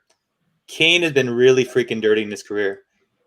And if somebody 2-foots him and injures him, I'm really sorry, guys, but I'm gonna look at that as karma, dude, because you could only kick the shit out of everybody and get away with it before other players say, okay, motherfucker, it's my turn. So eventually he's gonna go up for a header. He's gonna get spun like he spun Lacazette. He's a big boy. He's not gonna fall as gracefully. He's gonna get injured. The media is gonna have a meltdown for whoever injures him, right? Because just like they completely ignored the Gabriel thing, it didn't get brought up, it didn't get spoken about, and the media just turning attention away, right? And we've seen the media kind of pick and choose who they want to go after, right? This man has been proven thus far to be completely untouchable. So I'll tell you guys right now, whether it's a freak accident or somebody just gets pissed off and elbows him, I will have zero sympathy if this guy gets injured, because the way he plays, it's a minor miracle he hasn't seriously hurt somebody. On the subject of, can I just also quickly add as well, no one ever points out that, you know, it's been well documented and recorded that Harry Kane catches at least 2,500 flies every game, right? Those flies have families. Those flies have families, all right? That's what I'm going to say. Flies' lives matter. on the subject, it's hard to follow that. But on the subject of self-policing, remember when Spurs, like 4 years ago, had a chance to go second when I think it was the Leicester season, they absolutely went to pieces against Newcastle. Oh yeah, and they started two-footing everybody. Was it? Yeah, and they had a couple red cards, and they should have had more. That's what starts to happen at the end of the season when these teams don't give a shit anymore, and the league is decided, and they're on the beach. And if I'm doing a semi-bold prediction, if there is a dust-up, and there's like, again, the Kane backing into somebody or the late kind of frustration fouls, it's not going to be great because they're going to lash out. Like that's what's going to happen, because at some point now, and I think we're maybe just because we're on the Arsenal side and we're obviously hypersensitive to Spurs being huge fuckers, and like we're going to point it out. I think a little bit of that, it's gotten to the point with Kane that he's dirty enough, often enough, and against enough different teams that the cat's kind of out of the bag there. And players know that too, and players are kind of watching for it. And so my semi-bold prediction is if in some of these dead games towards the end of the year, somebody's going to lash out. It's either going to be a deliberate elbow or somebody's going to go in knee high and just walk off the field because they don't care anymore. Exactly. And you don't want to be playing like Sheffield and undercut McGoldrick or something like that, and have one of their guys that's going to go down to the championship next year have a case of the fuckets and just clear out your ankles and not care. Exactly. Because that's the kind of direction we're going. Because people do get pissed off. Like Gabriel is a 6'3", 195-pound guy who's very aggressive. He doesn't want to get cheap shotted, but it's the derby, so he's not going to turn around and kick him. This shit is out there, and when there's less on the line for some of these other teams, it's going to be like Palace, who is ensconced in 14th place and can't go up or down and don't care anymore. That's going to be the person who just goes and kicks his Achilles as hard as he can. It's like, because fuck you, that's why. And that's the direction we're going. And unless we at least pay some lip service to some of this shit, and everybody knows Lamella's a clown, and everybody just rolled their eyes when he cheap shotted Tierney and stupidly got sent off. Like that's his reputation, but it's not Kane's, and it's because he is the white dopey commoner captain, because he looks like he looks like an average guy, and so he's yeah, and he sounds like your average dope on the street. So like he's the kind of everyman out there. He's like, I think it's Tim Stillman once called him. It's like he's like a superhero that got his powers by eating like nuclear wood glue. So he's like a League One striker that does everything on a superhuman level, from how he looks, how he runs. But he's an incredibly talented player and a really, really good player. But he's so working class and kind of dopey that people want to think more for him. And somebody's just going to get sick of it and just kick him right in the Achilles. And then they're going to clear him out. And like you guys have said, he's going to be out for the Euros and out for the World Cup. And that person's going to be a villain. But at some point you reap what you sow. And if you keep beating the shit out of people and jumping underneath professional athletes and risking their health, they're going to say, I don't give a fuck who you are. I'm going to kill you because he doesn't square up. It's all snidey and behind and underneath, and he doesn't want any actual smoke from an actual guy. He really doesn't. And if you listen, if you follow anybody on Twitter, if you watch any shows on YouTube of any other club, you hear this from those supporters as well. It's not just us. This is not just a North London derby hatred. You know, we hate you, you hate us. your players are all dirty. It's not that. You listen to I mean, even like you said, Newcastle. You bring them up. Brighton. I don't care who it is. You hear this about Harry Kane from every other club's supporters out there. And Mike, I have said this ad nauseum on different shows. I am not one to root for injuries at all. I am not going to sit here and root for a Harry Kane injury because that, I think, is bad karma. But you're absolutely right. It's karma. You're going to get two-footed here in the knee. And honestly, it's either going to be in the Achilles or it's going to be in the knee. And you're going to be done for the better part of a full season. And then when you try to come back, you're going to be shit because you're not going to be the same player you were. And that's the karma that he has to look forward to. Listen, and at that point, I really won't feel sorry for him. And I agree. I'm not rooting for injury either, but Tottenham play Sheffield May 1st, so I don't know. I mean, if Sheffield already relegated, might be a game I'll tune into. It'll take him doing it in the game. Spit it out there, Ryan. You know what? Like it'll take him acting up like this in that game for somebody to get a case of, as Kelly said, get a case of the fuckets. Just be like, you know what, man? I'm so sick of you doing this, and somebody's just going to take a run at him.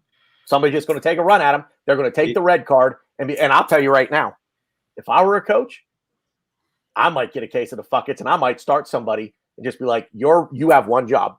In the 65th minute, in the 65th or 70th minute, bring Fellaini back into the Premier League. Hurry up, get him in. You go in there and you have one job. You chase him around the pitch until you get your opportunity and you take your shot. Does anybody know what Matthew Flamini's doing these days? He's saving the world, isn't he?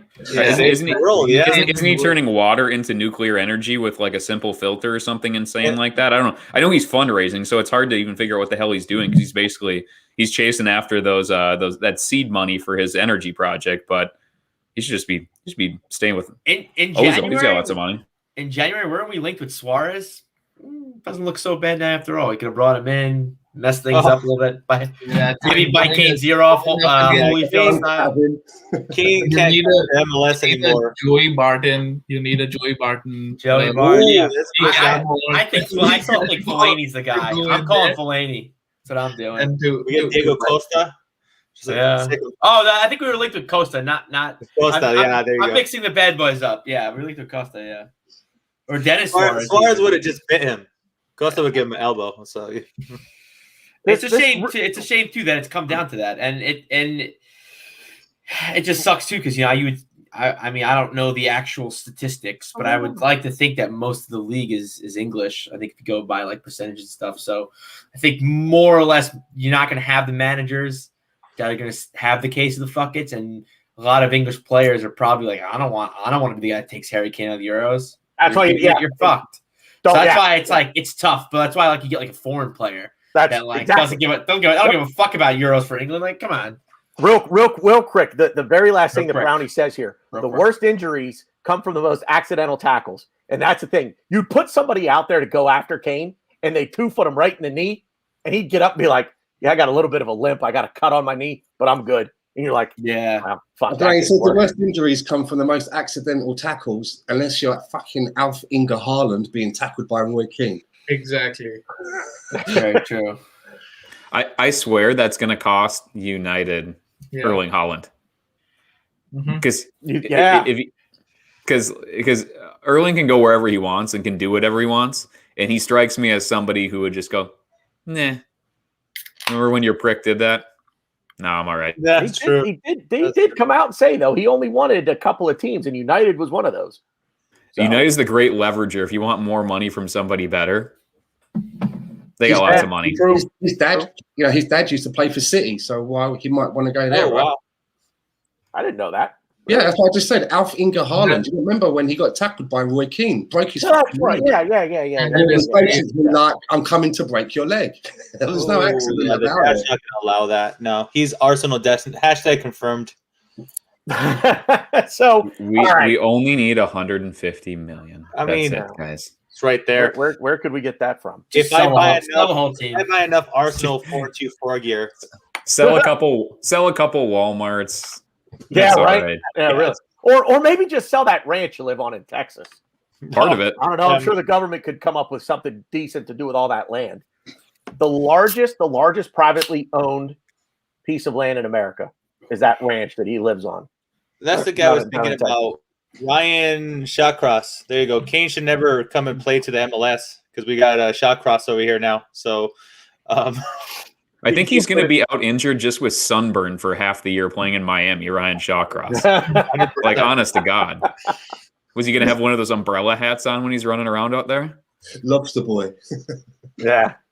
So we got about a half hour left here. I feel like we could kind of go all night here. We're going to go well past 2 hours on this topic. Aubameyang, the benching. All right, let's start here. Hang on. Before we go to Aubameyang, do you want to have a quick thing about the penalty? Go for it. You know, Jermaine. You know, you got. Jermaine Jenner saying it was never a penalty and stuff like that. And if you remember, Tanner, when we were on the pre-show, your tailgate show with Craig and Glenn from New York, you asked us to identify on the Tottenham team any weaknesses. And I said Davinson Sanchez, it's an accident waiting to happen. He's basically their Mustafi. And there you go. I mean, he did not disappoint me at all. You can set your watch by it, and there he was, and he gave us a penalty. Lovely. And I don't see how anyone is saying that was anything but a penalty. You know, all right. Lacazette may not have had the best effort at shooting at the ball, but that is still a penalty all day long for me. I don't know if anybody else feels like it wasn't. So I feel a little differently in the fact that you would, though, wouldn't you? Yeah, because I have to. By the letter of the law, it's a penalty. Stonewall, 100%. I agree. Right call. I think in the future they should. I don't know what you do, how you change it, but I do think I don't think that should be a penalty in the future. I think they need to change that. Ball's going out. Collision happened after. And to be fair, I think I forget what season it was. We were playing Watford. We did the same exact thing, and we complained the same exact way that the scum complained. I think it was it Dini we took out. We took someone out. I don't remember who it was, but it was someone on Ducore. Yeah, it was their number 10. Who's number 10? Ducore? I think it was 10. I don't know. But yeah. So I personally, I don't think that should be a penalty. But I don't make the rules. I don't write that in the laws of the game, in the book. You know, it's 100% penalty. So it's 100% the right call. But you know, like I said, I don't know how you guys feel. You may feel differently, but I think that's something to me that I don't think should be a penalty. The mitigating factor here, I think, is that he whiffed it so bad it was like a yard away from him. Yeah. And if he was not clattered by a dumbass launching himself waist high, like I understand that he kicked him on the follow through and everything, but Lacazette missed that ball so badly that it was still reasonably in play. And I think on review, that was the thing where even if he would have squibbed it and it would have gone wide, I think it's a lot more credence to he missed the chance. And so it doesn't count anymore. But because he stuffed it so badly, when he was smoked, and he was smoked by Sanchez, like that ball was like a yard to yard and a half away from him, still closer to he than it was the keeper. And so at that point, he would have gotten a second bite at that if he would have stayed on his feet. And he would have stayed on his feet if he wasn't ninja kicked by an enormous central defender. So I think that's kind of the mitigating factor for me anyway. So let me ask it this way then. The call, does anybody disagree with the call on the field? Nobody disagree. Everybody thinks that's a penalty, right? Everybody agrees. David Luiz, you probably would have got sent off as well. Oh, yeah, absolutely would have got. Oh, yeah. Double jeopardy. There's no doubt. I don't know where you're going. Double jeopardy. It's always double jeopardy for us. Yeah. So, Xhaka probably would have got a yellow just because he was in the vicinity. I wouldn't. Yeah, I don't know what's your follow-up question to that, but this is how I'm interpreting football now. By the new, what appears to be new penalty, new handball, in current climate, that's a penalty. That's it. I've seen too much, way less contact type penalties given for them to come at me and say that's not a penalty in any type of argument. Like, what was it, Carragher? That he essentially sounded just stupid, contradicting himself, saying, yeah, he was completely reckless and he wasn't in control, but it's never a penalty. Sure, it was about waist high, but he was, and there was contact, but I just don't see how it was a penalty. It was a freaking penalty, dude. That's it. You know, there's no two ways about it right there. Somebody See, said the rules of the game aren't that if you shot wide and now I can clatter into you.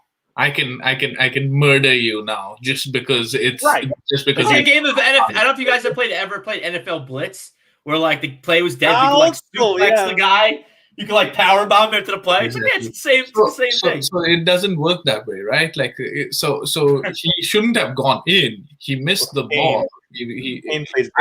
I can understand why people are like, he got a second bite at the cherry because he stopped the shot, so it wasn't going to be a goal, and now you've given him a clear opportunity with the penalty. But that's your fault. You don't go in there and you don't clatter him. It doesn't matter whether there was going to be a goal or not. If you foul someone in the penalty box, you get a penalty. Exactly. If you foul somebody outside of the penalty box, you get a free kick. It's quite simple. So let me put this spin on it. If the ball is if Lacazette hasn't even attempted to play the ball, say the ball's on the other side of the penalty box, and that exact thing happens. For some reason, Lacazette's trying to get into the play, and Sanchez barrels through him. That's a penalty.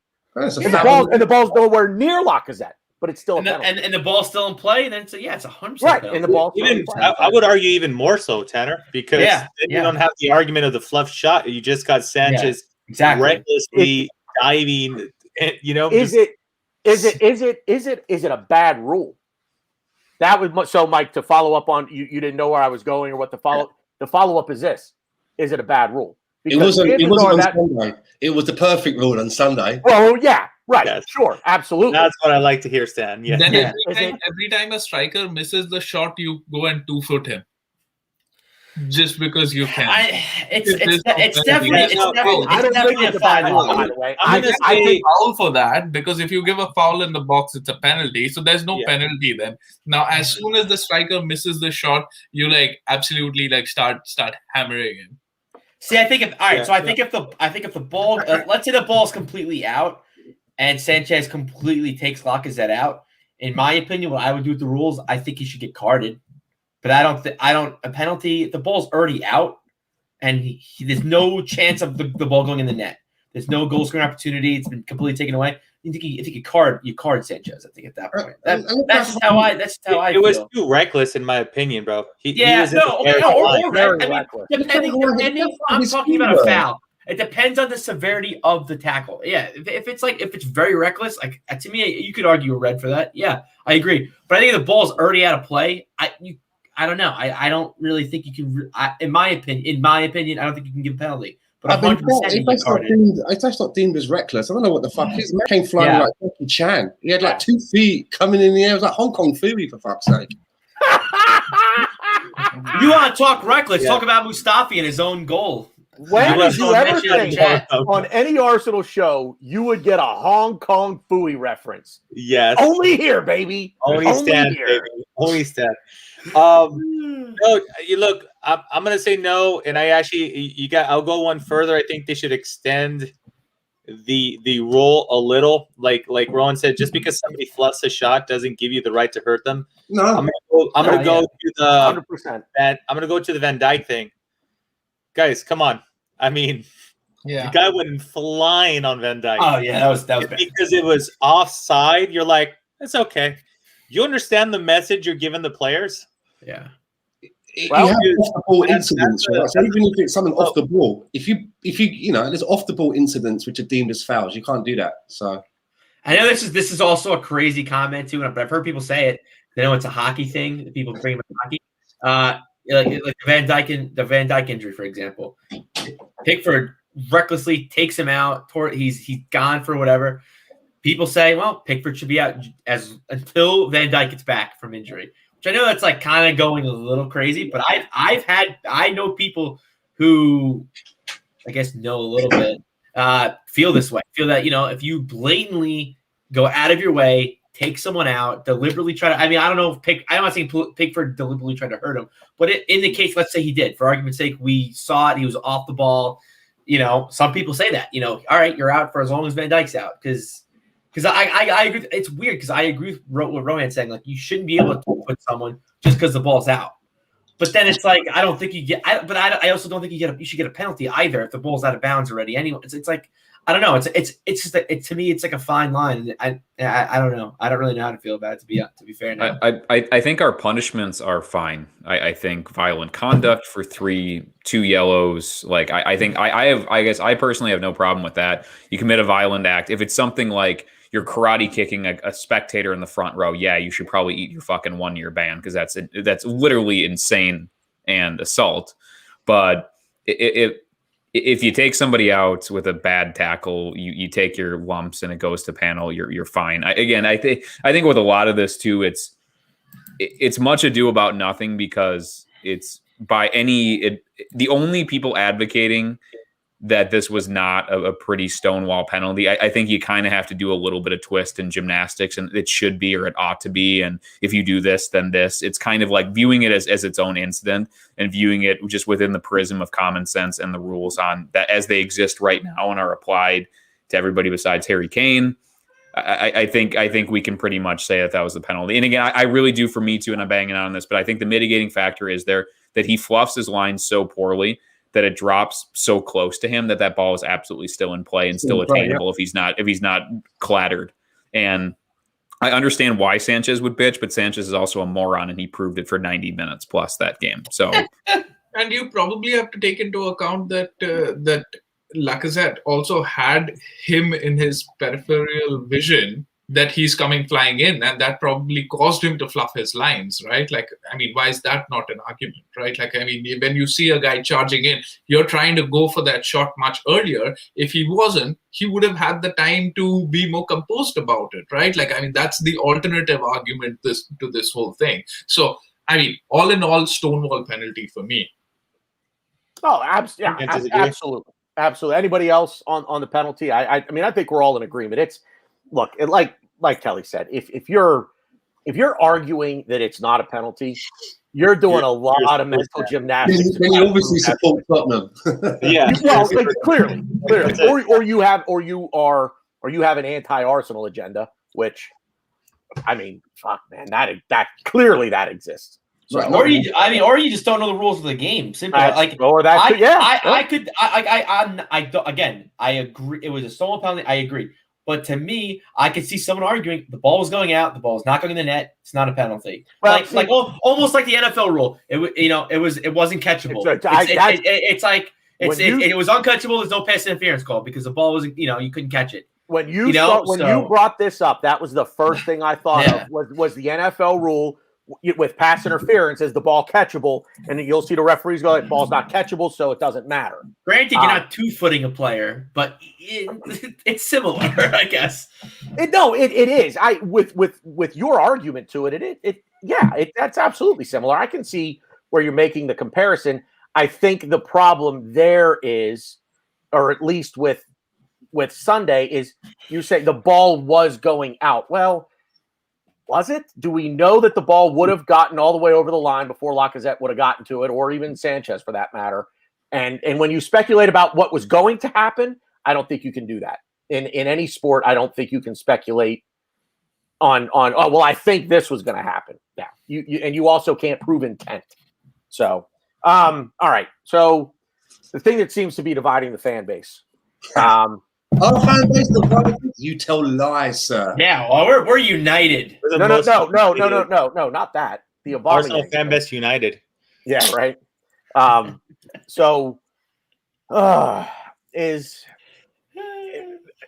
Does anybody have a problem with Arteta benching Aubameyang for the game because he? Let me phrase this properly. Everyone slowly looks at Rohan for being late. For being late, there's one word here that I see a lot of podcast hosts leave out. Aubameyang was late again. The key again. If this is a one-off, if he hit traffic and he called, he said, "Look, boss, I don't. There's a pile up. I'm on my way. I'm stuck. I'm sorry. Whatever." And it's one time. Okay, shit happens. But it sounds like this is habitual. Does anybody want to take the side of he never should have been benched? I will just say very quickly, if he's been continually late, maybe he wants to consider investing in some kind of high performance supercar that may be able to, get Maybe him. covered in chrome so You know? people can kind of like see it from a I distance. don't know. It's such a really bright. Or maybe the rest of the squad will have a fucking whip round and buy the man a sat nav. Yeah. Or maybe he should just buy a monster truck so he can go over everybody. That's true too. So I actually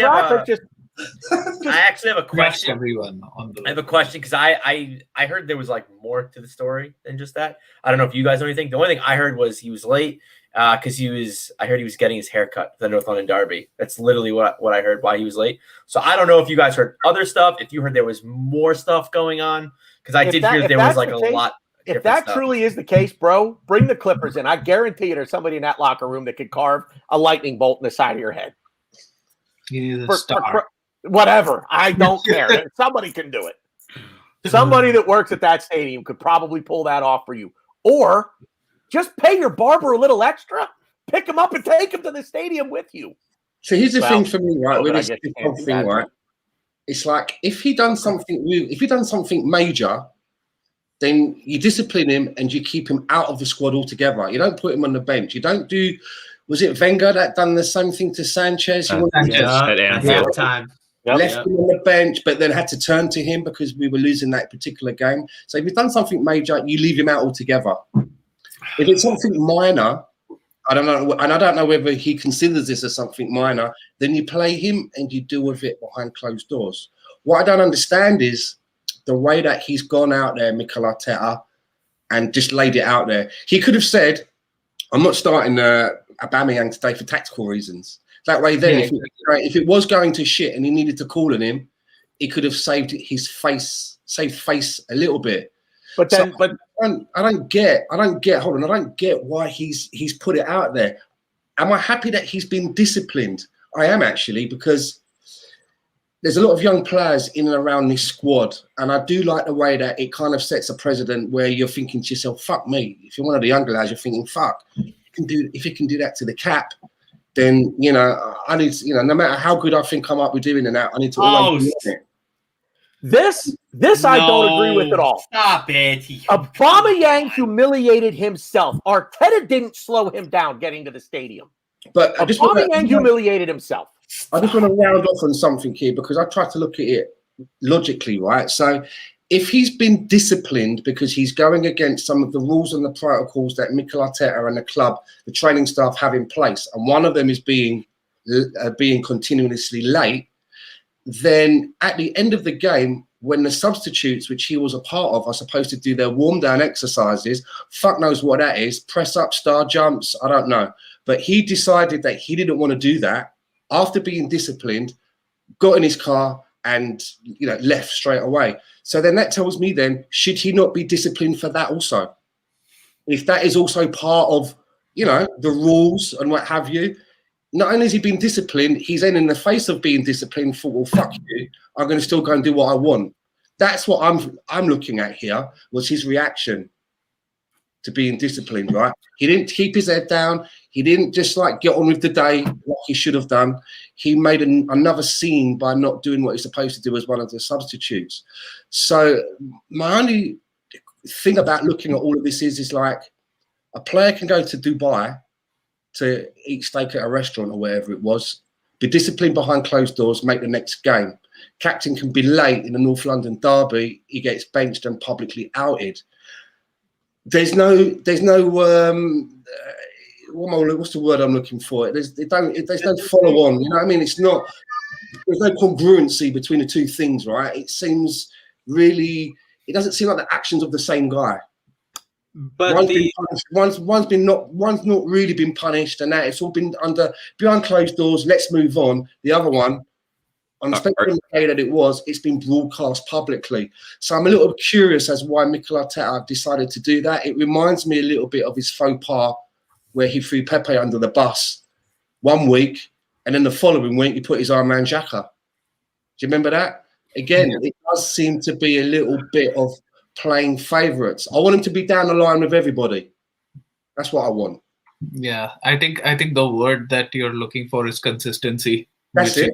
which is what we what this club lacks. So, as the known Aubameyang supporter here, let me lay this down. And I said this in the comments yesterday to you, Tanner. And this is somebody at work, a mentor of mine had told me that, being early is on time, being on time is late, and being late is unacceptable, right? So he was late, and that's unacceptable. If he's late all the time, that's even more unacceptable, and you have to reprimand him. That's right. He was kept out of the starting 11. That's right. But like I had tweeted out during the game, I don't believe in half measures, right? You either have him in or out. You can't ask him to save you once you've outed him, in public, that too. You can't ask him to save you. That's one. The second thing is, I think that these things should be handled behind closed doors. Like you have said, Tanner, praise needs to be public, reprimanding needs to be behind closed doors, right? Because these are players, and some of you may get the eye roll, but they are fragile egos. They are just those sort of people, right? Like, and Aubameyang, and I'm not saying that this has to be special treatment for Aubameyang, but you have to give some credit to seniority here, and you can't oust the player in that way, and that's incorrect in the sense that it's doing you more harm. We've talked about he's the goal scorer. He's going to get you 15, 20 goals. He is the guy who has to take us forward. Lacazette needs to go. But, you don't oust a player in that way. There is a reason why Wenger was at the club for 22 years and never lost the dressing room. And I'm not saying that Arteta needs to be as, he didn't even punish the players. He didn't even punish the players. He needs to be as lenient as Wenger, but on the other spectrum, you have Jose Mourinho, who throws people under the bus, and he loses the team every 2 seasons, right? I mean, there's a dressing room meltdown every 2 seasons, and so for Arteta's own good, he shouldn't have ousted it. And if the argument is that the press already knew, and they asked Arteta, and but the press know everything. The press knew about Willian. We all know about Willian, but at least Willian can say that my boss didn't come out and in front of millions of my fans just humiliate me in that way, that I had to sit there and sulk, and that's escalated the situation even more. So starting off, Aubameyang is wrong. He cannot be late. If the rules are that you need to be there at 8 o'clock, you need to be there at 10 to 8, right? And if he does it again and again, you leave him out of the matchday squad completely. That's fine. I have no issue with him being left out. I take issue with the public ousting of him. That is unacceptable in the way that does more harm than good. That's my opinion. I think Arteta, for a club that has absentee owners and a sporting director or director of football that has very much wedded himself to the head coach and made him manager, Arteta has a big enough dick to do whatever he wants. And so if that means I don't know if it's necessarily right, but he's doing it as a reaction to that specific thing. Now, and I think he has a big enough dick and has enough pull that he is doing half measures because he wants to end this behavior from Aubameyang, but he also wants to say, yeah, I made my point. Now get the fuck out there and win us this game. So he is secure enough in where he's at. And maybe what he didn't do with Willian before is that he was on the snide, man. Like that Willian thing happened during a really, really low ebb and the lowest ebb of his managerial tender. So he couldn't. But now he's in a position where we've recovered some form. We're setting up to progress in the Europa League. And he's going, we're putting our foot down. And it strikes me based on all of his reputation everywhere else. I love Aubameyang as a player. I love him as a character. And this is stuff that he has done in the past. And if you want to really show everybody who's boss and risk embarrassing your kind of egomaniacal genius center forward, then you're taking that risk. But here's what I think is going to happen. He's right. He bet big on the hand. He won, and Aubameyang's going to go out there and get him 2 goals midweek at Olympiacos. That's what I think is going to happen. Because he's saying, hey, I got you. We're running this. I'm not going to have sour grapes, but if you fuck up, I'm not taking the bullet for you. and I don't know if that's necessarily right. That's not what I would do, but I think he's secure enough in his position and he's irritated enough by ill discipline that he will lash and he will do this. That's where this comes in, right? Like Yeah. let the highs not take you so, like, you have to be level headed, right? Let a few wins shouldn't get you in such a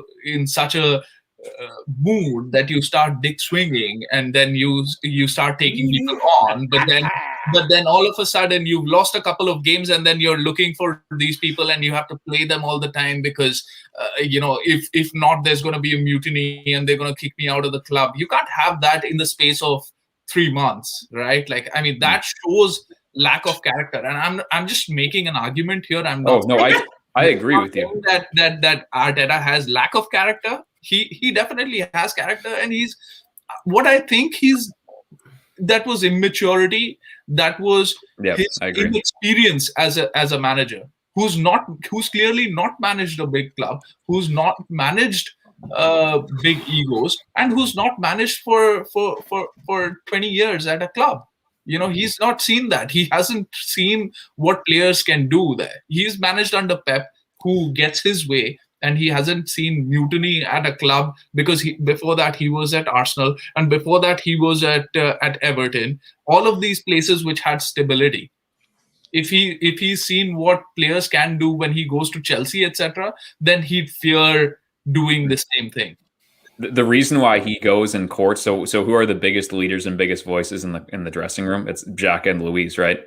Guess who plays all the time, and guess who he has courted and as part of his leadership committee? It's those two guys. So I think, and even Lacazette to some degree, because Lacazette got the armband today too, or at the North London Derby too. So like, I think he is strategically, he doesn't like ill discipline. And honestly, Rohan, I totally agree. I think it was immaturity and it was taking an unnecessary risk and gamble, but he won.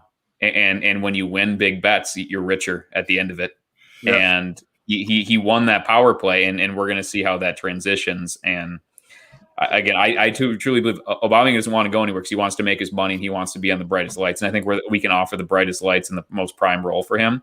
I think they're going to kiss and make up and be just fine. And he's going to go out and he's going to bang a brace and he's going to be totally fine. But I agree. I think it was unnecessary gamble, unnecessary risk. It wasn't handled very well. It doesn't reflect very well on him, but he gambled big in the biggest stage of our season and he won. And now he's got those chips in front of him that he can continue to play with. I think what made it so difficult was because it was North London Derby, but it's tough because I actually disagree with you guys. I think he did the right thing. Because, again, what Dean said in the chat, again, is where, again, comes into play. This has happened more than once. So it's been dealt behind closed doors, and now it's just got to come out. And interesting enough, in Arteta's first press conference ever as an Arsenal manager, he said ruthlessness. He's going to be ruthless. You look at Guendouzi. Even to an extent early on, you look at Pepe. You look at Torreira. You look at these guys that I don't see them come. Well, Pepe, obviously not Pepe, but these guys are not coming back, and like all the dead would be sold in January. So I think he has that ruthless streak in him, and he wants to kind of impose his will because, again, I will always beat this drum. The project is not the players. Arteta is the project. He is here for the long haul. So he's going to be big dick swinging as much as he wants. He's going to do what he wants. And I think Aubameyang just didn't get it. He just was like, I'm getting my stars and my lightning bolts in my head, and I don't care. So, okay, cool. I'm going to do all these things. And another thing I wanted to bring up too, so a little quote here, and I'm sorry I'm bringing up the NFL again because of American sports, but Jimmy Johnson, coach of the Miami Dolphins, I think he was a coach of the Miami Dolphins at the time, but when he was, it was, because when he was coach of the Dallas Cowboys, I'll just read this quote real quick. I can't be writing what the rules are because my rules vary from player to player. It's like I told Lawrence, talking to some guy. In Dallas, we had a linebacker named John Rupert who got cut for falling asleep during the meeting. Troy Aikman fell asleep in the same exact meeting. You know what he did? Whispered to one of his assistant coaches and said, "Wake him up." He said, "Wake up, Troy." So, I mean, I think that's just where we are, and that's where we live in. And where I agree with what Stan said, and I think you guys have said it, everyone should be treated the same. That's just not how. That's just not. Well, that's just how it and you're is. right, and it's not. And I'm glad that you brought up the NFL because I was actually going to give another example. Only the example I give is actually the exact opposite of what you just said. When Tom Brady was with the Patriots for all those years and all of their success, Mandatory Tom Brady reference. of course, of course, he was held to the highest standard by Bill Belichick. And the reason that was done not only because he was the best player on the team, but if everybody looks at that guy and says, if Belichick can do that to him, I'm nobody. What's he going to do to me? And Jordan under Phil Jackson, Michael Jordan under Phil Jackson with the Chicago Bulls, same thing. Same thing. He was held to a higher standard because of the player that he was. And to Ryan's point about what Jimmy Johnson said, yeah, it's absolutely true that different players are held to different standards. Their expectations differ player to player. So a couple of things I want to point out about Aubameyang and the reason that he was in the squad, because to Stan's point, if he's being disciplined, why is he in the squad at all? I've heard this multiple times from multiple sources.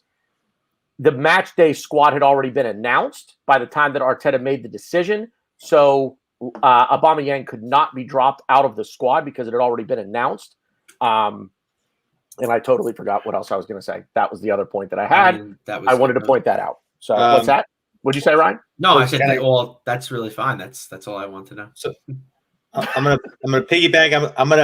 I'm trying to remember a few points that everybody got here. And so one thing to add to that, Tanner, not only that he couldn't change the squad, but because of COVID, they're no longer extra players that come to the stadium and just kind of chill and say there was no available bodies in the stadium to actually take that spot. And so I'm going to backtrack a lot, just talking about Stan. I'm going to start off with him, where he mentioned about disciplining William and Aubameyang, same playing field and everything. William did a mistake once, got fined, never fell out of line again. Aubameyang repetitively, over and over, again and again, was committing the same mistake. So when you have a player at 250, 300K a week, what are you going to do? Fine him 10 grand and he's going to be upset about it? He probably has 10K in his passenger seat when he drove out of Northwest Derby. There's been some American football and American sports reference. So I'll tell you a reference on this exact topic of this is Indian sport, Indian cricket, but what the captain did there for everyone to turn up on time, and because he couldn't, finding these big stars like here does not help because that's pocket change for them. So what he essentially did was he said that if you're late, if the senior members are late, everybody else has to pay 10% of their wages. And so now you have accountability for everyone else, and you have people who earn 5 times less than you, and then you have to think about those people. And then you turn up because that's the responsibility you have towards the team. Otherwise, you're the asshole in the team. Yeah. Otherwise, everybody hates you. That's exactly it. It's like this. You borrow money from you, or somebody borrows money from you, right? Some dude borrows money from you, and he won't pay it back. So you know what you do? You find his best friend, and you go to that guy, and you look at the dude that borrowed money from you, and you go, "I want my $100 back." But here's the deal. I'm not going to take it out of you. I'm going to take it out of him. That's how you get your money back. To Rowan's point, that's exactly what you do. Because that's how the players hold each other accountable. And that's a big part of sports as well. And I could go off on another tangent, but I won't. So thank God. Shut up. I just want to answer a question. Yeah, yes, I am from London. I'm from Peckham. But listen, you've all had your little fucking American football NFL circle, fuck, or suck, whatever you want to call it. So I don't know the rules. Wasn't me. Some of us Brits in the chat were chatting about what the fuck was Aubameyang even doing in Muswell Hill on a Sunday. And you're right. If everybody knows the route, he should have been coming down to A1 for sure. So I don't know what. Maybe he was stopping off for some chips. No idea. Maybe getting his hair cut on the way. But he's also been late for a COVID test, something like that. And I think he was also late because he decided to go and get a tattoo. He missed it entirely, the COVID test. Yeah, and he missed something else. He was late or something else because he had to get a tattoo. But Kelly's right. I remember hearing the stories from Dortmund when we were initially linked with Aubameyang that, you know, his head had maybe been turned and he wasn't really being a team player on the pitch or in the dressing room. But ever since he's come to us, he's always been a big smile. Maybe now we're seeing the other side of it when things don't exactly go his way. And it is a little bit disappointing because he's had some off-the-pitch personal problems, and it would appear that, you know, the club backed him, gave him the time that he needed, put their arm around him. So when you do eventually come back to work, you should be ready to go and firing. You don't start turning up late after you've just been given, a little bit of a cuddle, shall we say, by the club for your personal reasons. You should be paying them back and setting a good example. So, you know, in hindsight, if this had all gone wrong, we'd have a whole different podcast right now. You know, if it all went wrong because we lost that game and Aubameyang was sat on the bench or not even in the squad, it'd be a totally different podcast. But we've been saying for so long, haven't we, that under Arsene Wenger, he mollycoddles the players too much, too soft. It's like a retirement club. They're all walking around in plush, fluffy dressing gowns and slippers. Well, now we've got the other side of it. So surely we should be happy, right? This is what we wanted. We wanted someone to come in and run the rule a little bit and get some discipline back in the club. So, well, I mean, but we talk about Arteta as a young coach or a young manager. He's never done this before. Period. He's never done it before. So does he not, to a degree, need to put his foot down to garner? Not that he's not garnering respect from the younger players, the other players in the dressing room, but does he not need to make a stand here and say, okay, look, man, this is this, and I stress the word again. You got to do something. You have to do something. Like the fact that the owners aren't giving him money, the fact that he wants to give, Willian and Louis an extension or whatever, the fact that, every other thing doesn't come out in the media and we don't validate it. But this needed to get validated before the game. Right. So I was thinking about that, right? If he would have said, let me rephrase that. The media was going to inevitably ask him, correct? Whether the game... He asks him about every other thing, which he dodges. But how do you dodge Lacazette didn't play and was on the bench? Do you say he was injured? Because he was already there. He had already... Aubameyang didn't play and he was on the bench. Aubameyang didn't play and he was on the bench. Is that the question? Yeah. Well, how do you work yourself out of that? First thing is that you don't answer that before the game.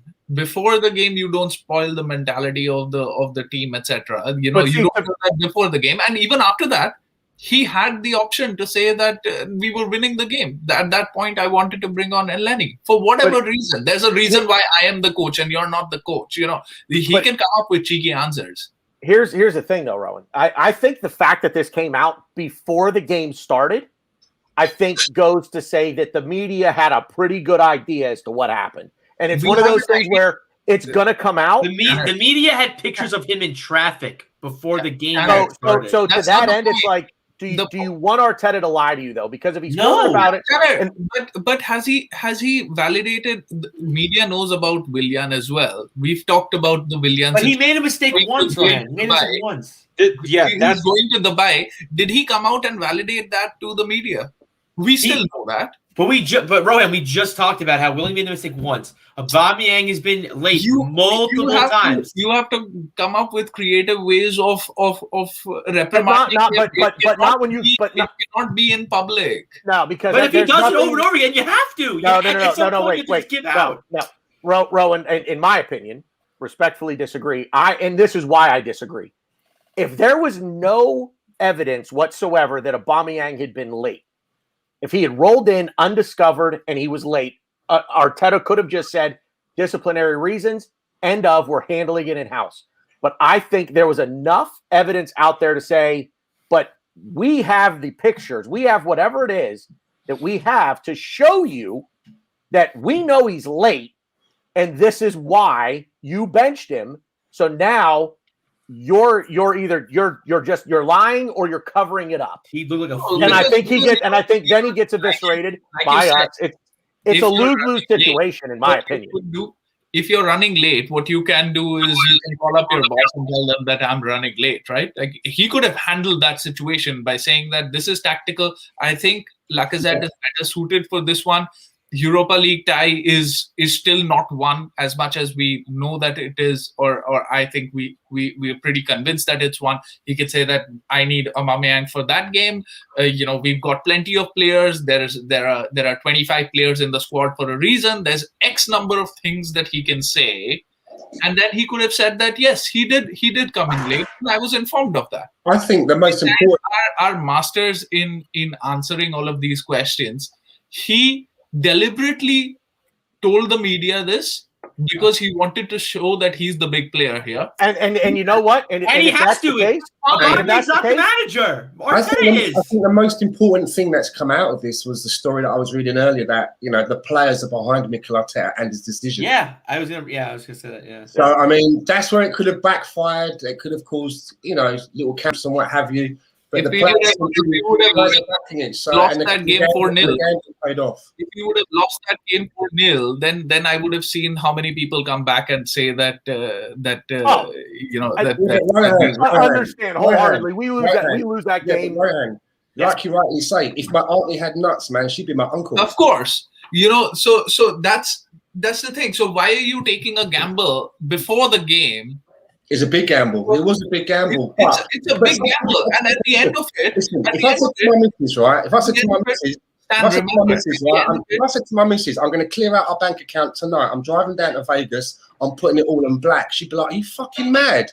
But if I just went and did it, came back and told her what I did, and then told her that I won, her reaction is going to be totally different.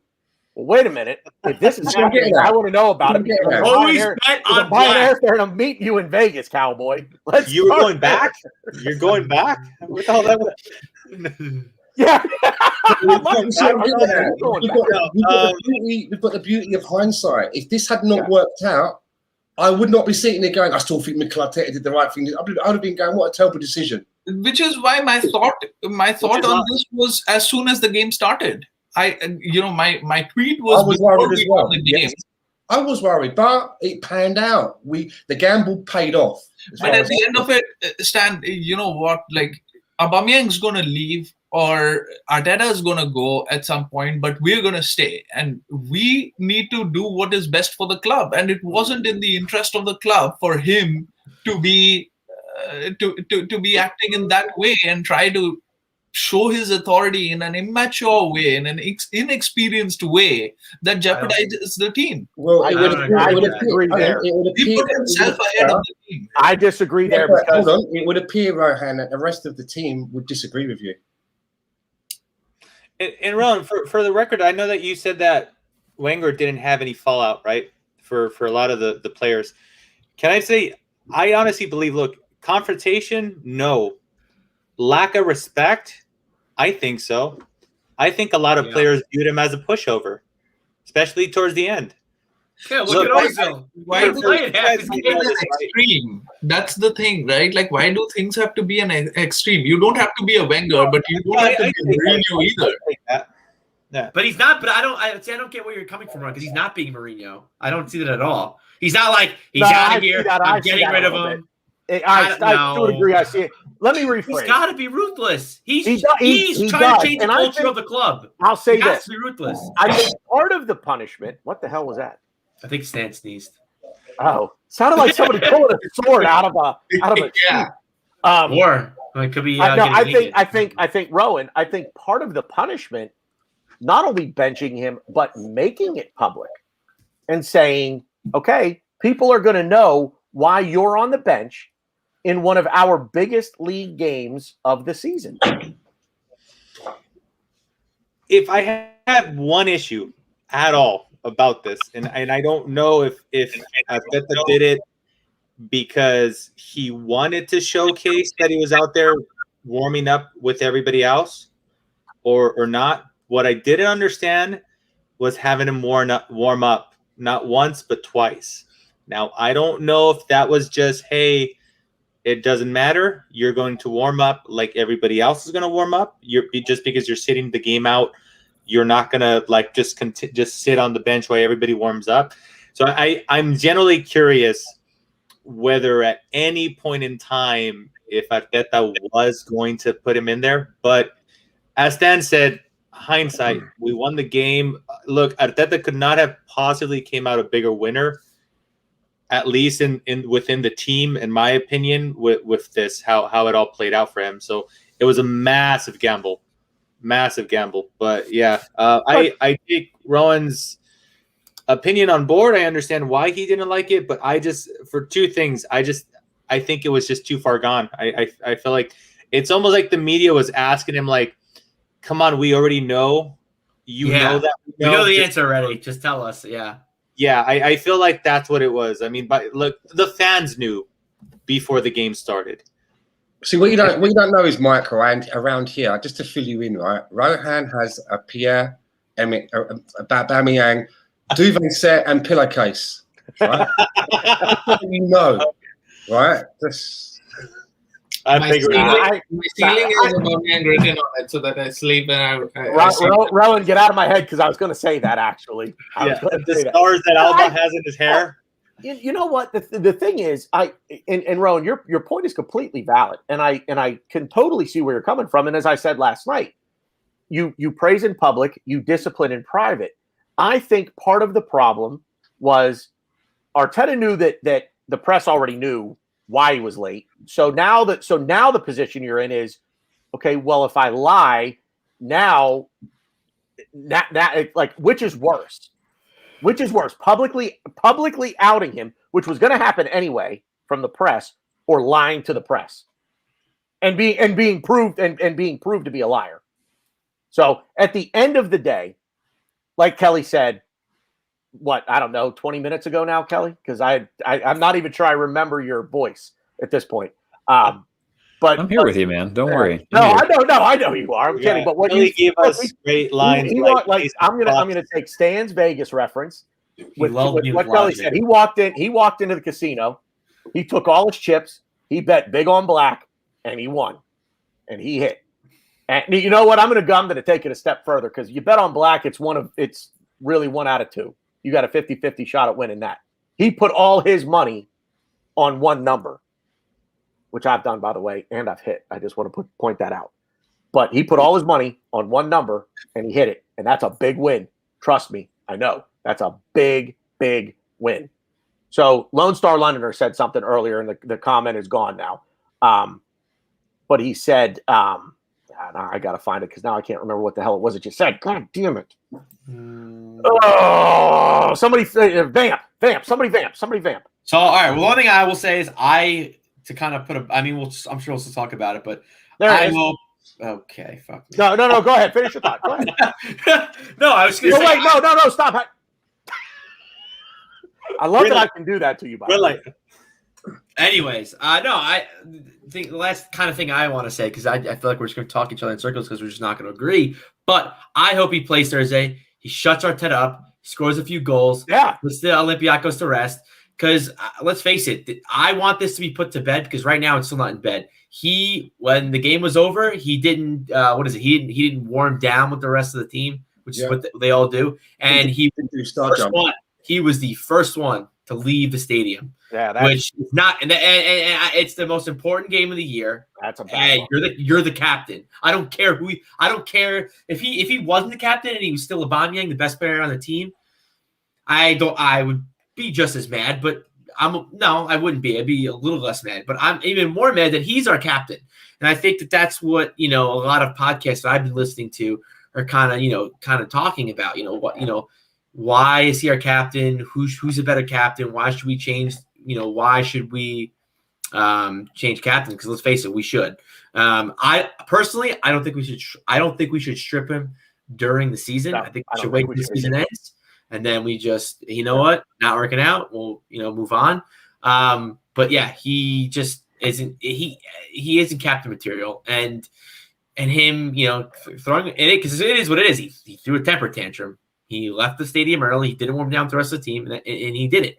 So it's going to be interesting going forward. Should he be disciplined for that then? If you're being disciplined for breaking one rule, he's going to break another rule. Yeah, I personally, I don't know what the rules are for warming down with the team. So should that not be followed up with another disciplinary act? Yeah, let me real quick. Let me get this in. The gamble paid off on Sunday, but it's about the response. I'm going to take the response two ways. Number one, the players responded on Sunday. So the players responded to what Arteta did. Number two, absolutely, and I think we all agree on this. We all absolutely hope that, barring another, like Stan said, this is going to kind of segue into that. Does he get disciplined for leaving the grounds straight away? But if he plays on Thursday, how does he respond then? I think get a brace. Go out there, get a brace, put this thing to bed. We're done. We move on. It's on to West Ham. Nothing to see here. Let me get one other thing in because we've got a super chat from Stay Fresh. Glenn Hoddle said, if what he did was so bad, don't even dress him and address it after if you're interested in keeping it in-house, but Arteta wasn't. Stay Fresh, I think I addressed this. I think the problem was the squad had been announced. He could not drop him out of the squad. All he could do was drop him from the starting 11, which he did.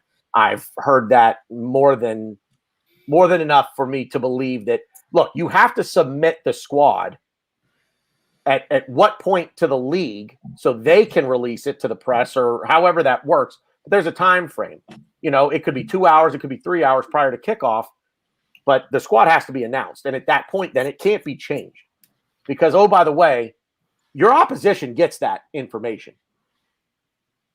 So the scum needed to get, just like we needed to get their team sheet, they needed to get our team sheet. So whether it's 2 hours, 3 hours, I don't know what the time frame is, but there's probably a point where once you submit it, it can't be altered. And I think that was the problem in terms of just take the shirt away from them altogether. So who was up next? Because somebody was going to go before I jumped in there. I apologize. Anybody? Okay, good. We're done for the day. The only thing I'll say is if he doesn't score, at least show some attitude, Sharky. I know I know you guys saw the training pics from today. I'm assuming that's all PR. Cool. That's all PR. I don't buy into that at all. I just want him to show some effort, and I am curious to see if he's going to wear the armband on Thursday. If he starts, that is. I don't know. They could go with something else, but I just want him to. If he doesn't get the armband, just act like you want to be. Act like you want to be there. I think he's going to start. He's going to score a brace. He's going to wear the armband. Yeah. I hope so. That's what I want. That's what I want. Let me ask this question real quick before we go into final thoughts, because we're at 2.5 hours here, and it's been fantastic. We've had 70 viewers for an hour now at least. So great stuff. Does anyone think right now that Aubameyang should be stripped of the captaincy? Does anyone think that?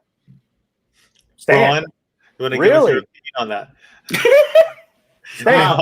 Teasing you guys. No, he's just pouring the gasoline. He's just hang on. I mean, Stan, seriously, go. I mean, if you really think that he should be stripped of the captaincy now, go ahead. I've never really felt that he's captain material, and I think that some players, when you have the captaincy on their arm, doesn't matter whether they're the best player in the team.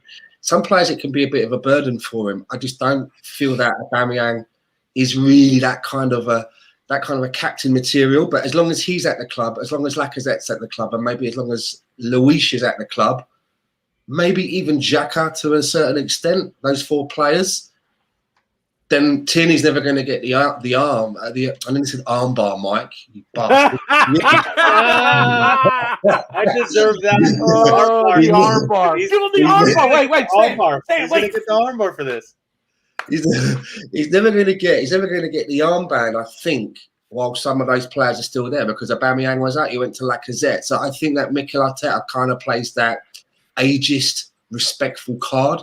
Once those clutch of players have gone, and then we're left with some newer players that come in after Tierney, I think Tierney will probably get the armband around then.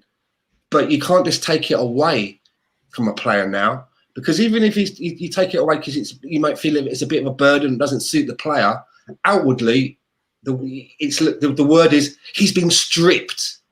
He's been stripped of the captaincy. And then that brings in connotations that, he's not good enough or he's done something really wrong. So I think that we just have to plow along with it now. We've made that decision. I can't remember, other than maybe David Beckham, I don't remember many players wanting to give up the captaincy and happy to relinquish it. Yeah, I think it stays on him. It stays on him. The leadership group is what we just. I mean, the captains are Louis. What you would identify as the traditional captain roles. I think on and off the pitch, it's Luis and Xhaka are doing those things, and Aubameyang was given the captaincy as part of his profile and coming in. I do think that he's an emotional leader, and I do think that he's somebody who leads by example and is probably very well liked and is recognized as the best player. But it was part of him being. It's the same. God, I have to bring. Mikey's just going to fall off his stool. So, how Kolasinac went to Schalke and part of him going there, bear with me here. We're at 2.5 hours. Bear with me. Was that they gave him the captaincy and he's like, fuck off, right? Like Schalke's terrible. Like it was part of getting him there and giving him more responsibility and recognizing that you're trying to lure a player that's maybe a little bit above your station in to try to rescue this thing. It's part of that ceremony. I do think that he is a leader, but I think the leaders would appear based on everything you hear, everything you see. What you hear with your insider smoke and what you see on the pitch, it's Luis and Jack are the two.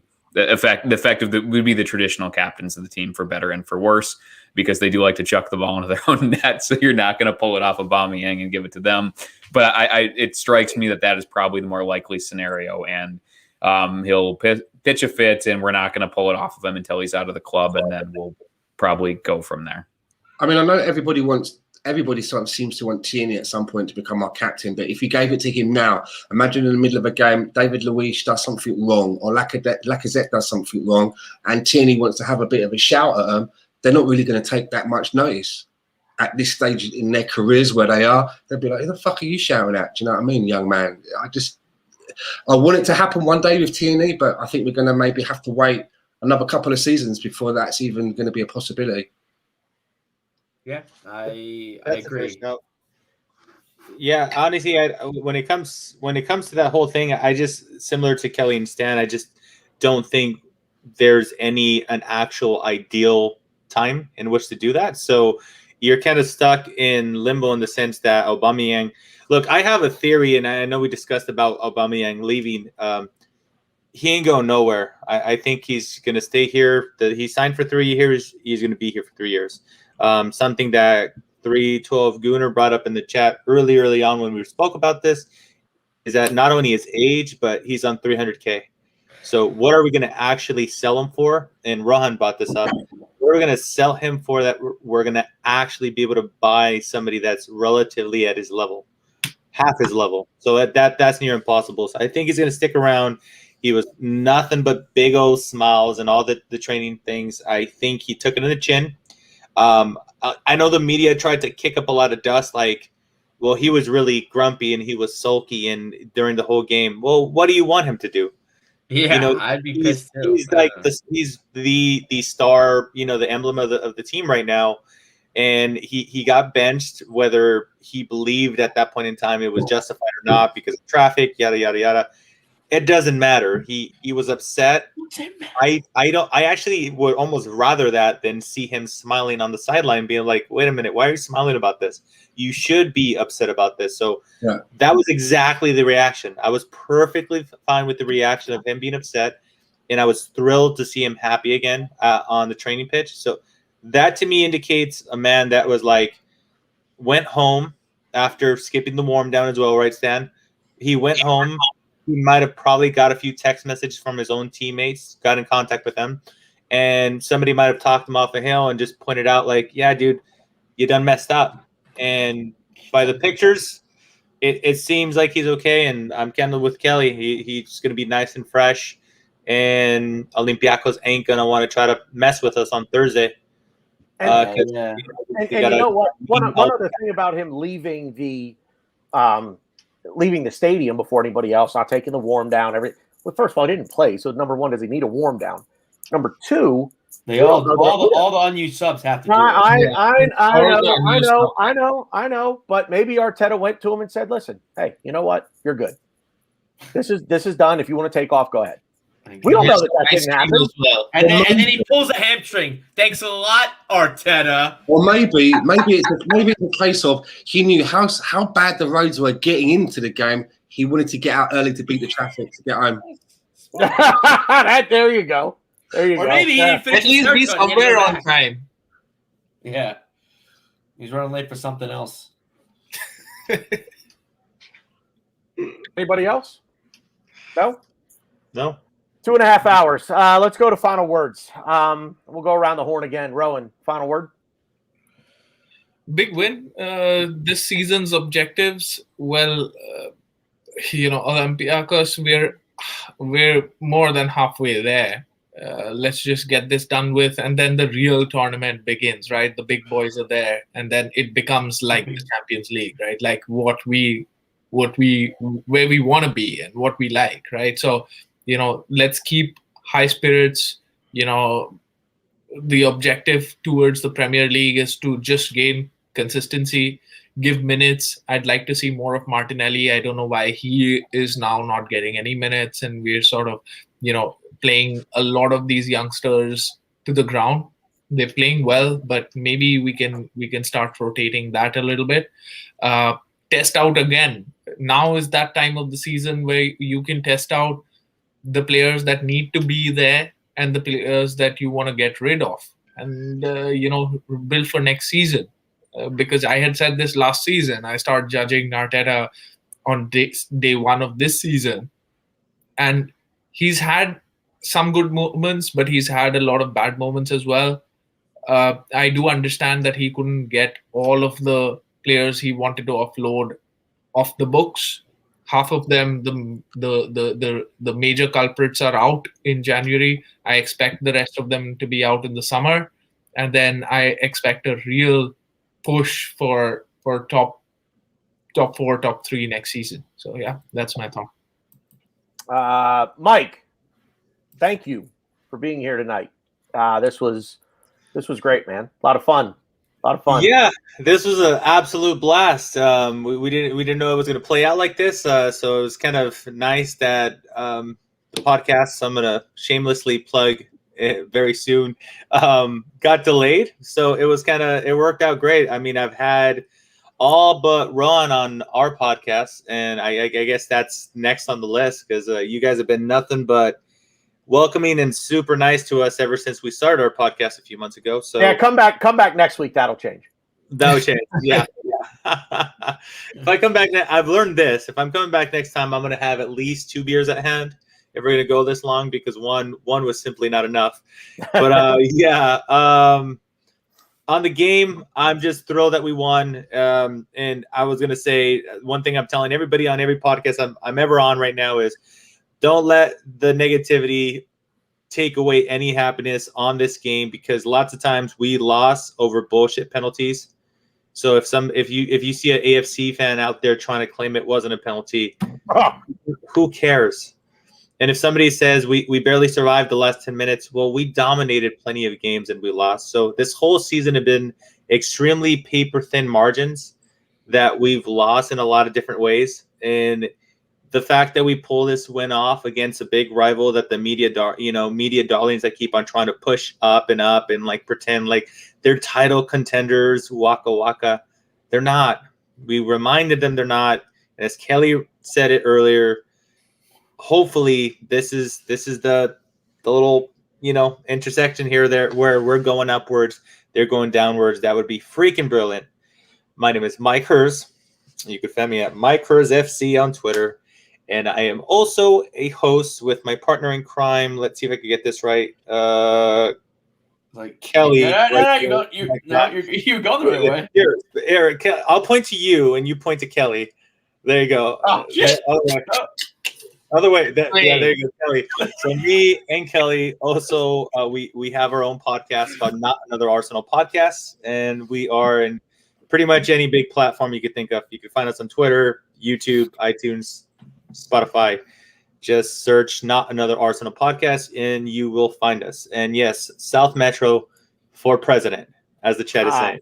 Real quick, I was going to say that. Real quick, the link for Not Another Arsenal Podcast is in the description. All you guys need to do is go down there, check that out. click it and do yourselves a favor and subscribe. Poor favor. Ryan. We are so close to 100, and I would truly appreciate if you guys could help us pull that We'll off. get him there. Get it done, people. Get it done. If you don't get it done, shame on you for 6 weeks. Ryan? You know what? I was gonna keep my clothes on, but if Tony made a comment, I might have to. You won't do it. You won't do it. You're scared. You're scared. You won't do it. You won't take your shirt off right now. Oh God, he's going to do that chunk thing off of the Goonies, isn't it? You took him off screen. Yeah, I think he dropped his headset on his thing and it exited. Oh, there No, he is. I know. I did it. No, I did it. Anyway, yeah, So no, so it's always good to beat the scum, always. And like Rohan said, I'm proud. That we didn't really have any passengers. Everyone kind of chipped in. Yeah, it's my birthday 3 times this year, and yeah, it's a good performance. I think we could have scored more. I think we could have played better. Yeah, sure, awesome. I think we kind of turned off when Lamela got sent off, but I'm going to take the 3 points and just run with it. We have Olympiacos on Thursday. Let's put that to bed. Survive, advance. That's our MO. And obviously, I could not be happier to podcast with my spirit animal, Mike Hers. And of course, always podcasting with Kelly, just always constantly lulling me with logic. You should probably put that in Twitter box. I think that was pretty awesome. And it took me kind of an hour to think about it, but he lulls me with logic. And case in point, Tanner asked a question. I couldn't answer because I didn't know the question because I was just listening to Kelly the whole time.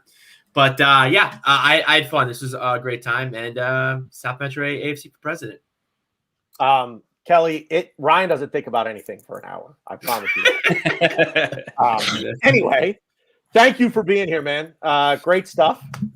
Finally was able to work out getting you on a show. So. Oh my God. Yeah. So I've been trying to, Beard and I have been trying to hook up on something for like post-match forever, but I have this thing where I so a little bit behind the curtain in real life. I'm a real estate agent and it's springtime. And so I try to schedule my weeks around the games, but that also involves me getting off of work right before they start and leaving like immediately after because I have it like blocked on my calendar. And so thank God, hopefully none of my clients follow me here. If they're wondering why there's a giant hole in the middle of my Saturdays and Sundays sometimes. But I've been trying to do this for a while and we so appreciate you guys having us on. So again, shameless plug. We're just getting started doing this and we have an awful lot of fun chatting with our buddies and talking the Arsenal and working through stuff and working through opinions, seeing things that other people haven't seen, seeing things that we didn't know that the other person saw. We do a lot of post-match chat too. But it's awesome to be here with you guys, and you have a great following and a great chat group, and it's super fun to just be here and get some other perspectives and talk to people from all different perspectives and backgrounds and podcasts and shit pillows and all of those things help us help us be better. But it's been a lot of fun. Thanks for inviting us on, and thanks for dealing with my monotone presence that can sometimes be fun, but also help you nod off a little bit. So right before bedtime for a lot of us American, Following me with logic, I'll take my dulcet logic drenched tones help us go to sleep. But again, final thoughts. I'll keep it to a couple sentences. Really, this is the encouragement that we want to see. Now it's just win, baby, right? So however you get there, we are in a position where if we want to have any shot at qualifying through the league for a European competition, you just got to win all the points you can get, however you can get them. And the number 1A priority is going to be to drive as deep and give yourself a chip chair and a chance in the Europa League to get back to the promised land. And I'm glad we're on the uptick, and I'm glad we're in good form, and I'm glad we have a healthy squad. And I've just injured somebody with those horrible words that I just said, but we're in the position that we're in the league and right now is not ideal. And it seems like at the beginning of the season might be kind of a worst case scenario, but the trajectory and direction of travel is probably the best case scenario that we've seen in the last 18 months. So long may it continue. And thank you very much for the time, the platform, and the conversation, guys. We love it. I always love a good poker reference, by the way. Yeah. Pleasure's ours, Kelly. Pleasure's ours, man. Stan. Well, we beat them, didn't we? That's the main thing, for me. Really nervous, as I say, going into that game. So glad that we got the result that we all wanted. Hopefully we can carry that through now on the game on Thursday. We've got 3 away goals. It shouldn't be a problem. Let's hope that we don't go over, we don't Arsenal it up for ourselves. Let's finish the job. But I'd also like to say as well, really nice having his guest on with us this Tuesday evening from Not Another Arsenal podcast. And I would say that I would like to propose that maybe we do something like this once a month, where we all join up. Maybe the next time we'll come over to Mike's house, and he can make us comfortable over there. And we can, because you got another guy in your team, right, that you usually have as well that wasn't able to join us. Is that right, Mike? Yeah, we got two. One's French, so we just decided not to include him. And ever again. Love you, Sebi. And then we got another partner in crime, Chris. So it's 4 of us total. But yeah, Chris, work is steamrolling him this week, unfortunately. So yeah, this was a win-win for sure for all of us, because we still were able to podcast and we were able to hop on with you guys. It was freaking brilliant, man. And as I'd like to say as well, as for vote for Kelly, hey, he'd get my vote, so I'm all in. I'm just saying, I'd be a great campaign manager. Just you lull people with logic, baby. That's how you get votes. You really have to drop the shit. No, like literally. Passing around the signups, guys. I'm feeling the love. Thank you. Stan, you want to shout out the chat? Yeah, shout out to Cat Minecrafter who popped in. Big fan of Kelly's there, I noticed. Oh yeah. They don't care about us. Jeez, you don't say. Yeah, let's right. say that's a she. Also, Tony's in there. Mike Hertz. Oh, Mike Hertz is here as well. Inti Yanan, probably one of my favourite handles. That is Inti Yanan. Ray Anderson came in as well. To everyone that joins us every week, thank you for listening to us 4, now us 6 this week, talking shit about Arsenal. And come back and join us all next week. And don't forget, Mike and Kelly are on their own show. That's Not Another Arsenal podcast. So follow them on Twitter, and also give the YouTube channel some love as well. And let's continue to grow this American side. Me being the token English guy here, but let's try and grow this American stroke Canadian Arsenal community. Let's see where we can go with it. Here. Final words from me. I'll try to be as quick as possible. Tailgate coming up Thursday, an hour and a half before kickoff, and then we're debating dropping the post game back an hour. So maybe not right after the match, but an hour after the match on Thursday. But I'll be sure to tweet that out. As always, please subscribe to my channel if you're watching over there. If not, search Bearded Gooner. You'll find me on YouTube.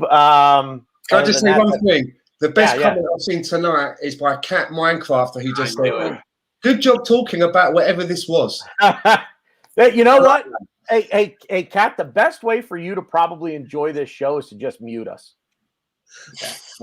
Just mute us and stare at Kelly. That's it. Just mute us, stare at Kelly. When you see Kelly's lips move, unmute it. There you go. And then just unmute us whenever you see Kelly's mouth start to do that. And then, and it'll be a really great show for you then. Because you don't have to listen to these 5 idiots talk. You can just hear Kelly. So I really hope for Kelly's sake that Cat is not a hairy, long-distance lorry driver from Hull. Catfish. She catfishing you, man. Cat, I'm expecting your subscription, for the record. I'm going to keep my eye out for you.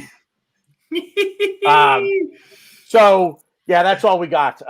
My thanks again to everybody in the chat, everybody that's going to watch on replay. Thank you all very much. Please drop a like if you haven't already. Drop a dislike. You can drop a thumbs down. That's fine. We just appreciate the interaction.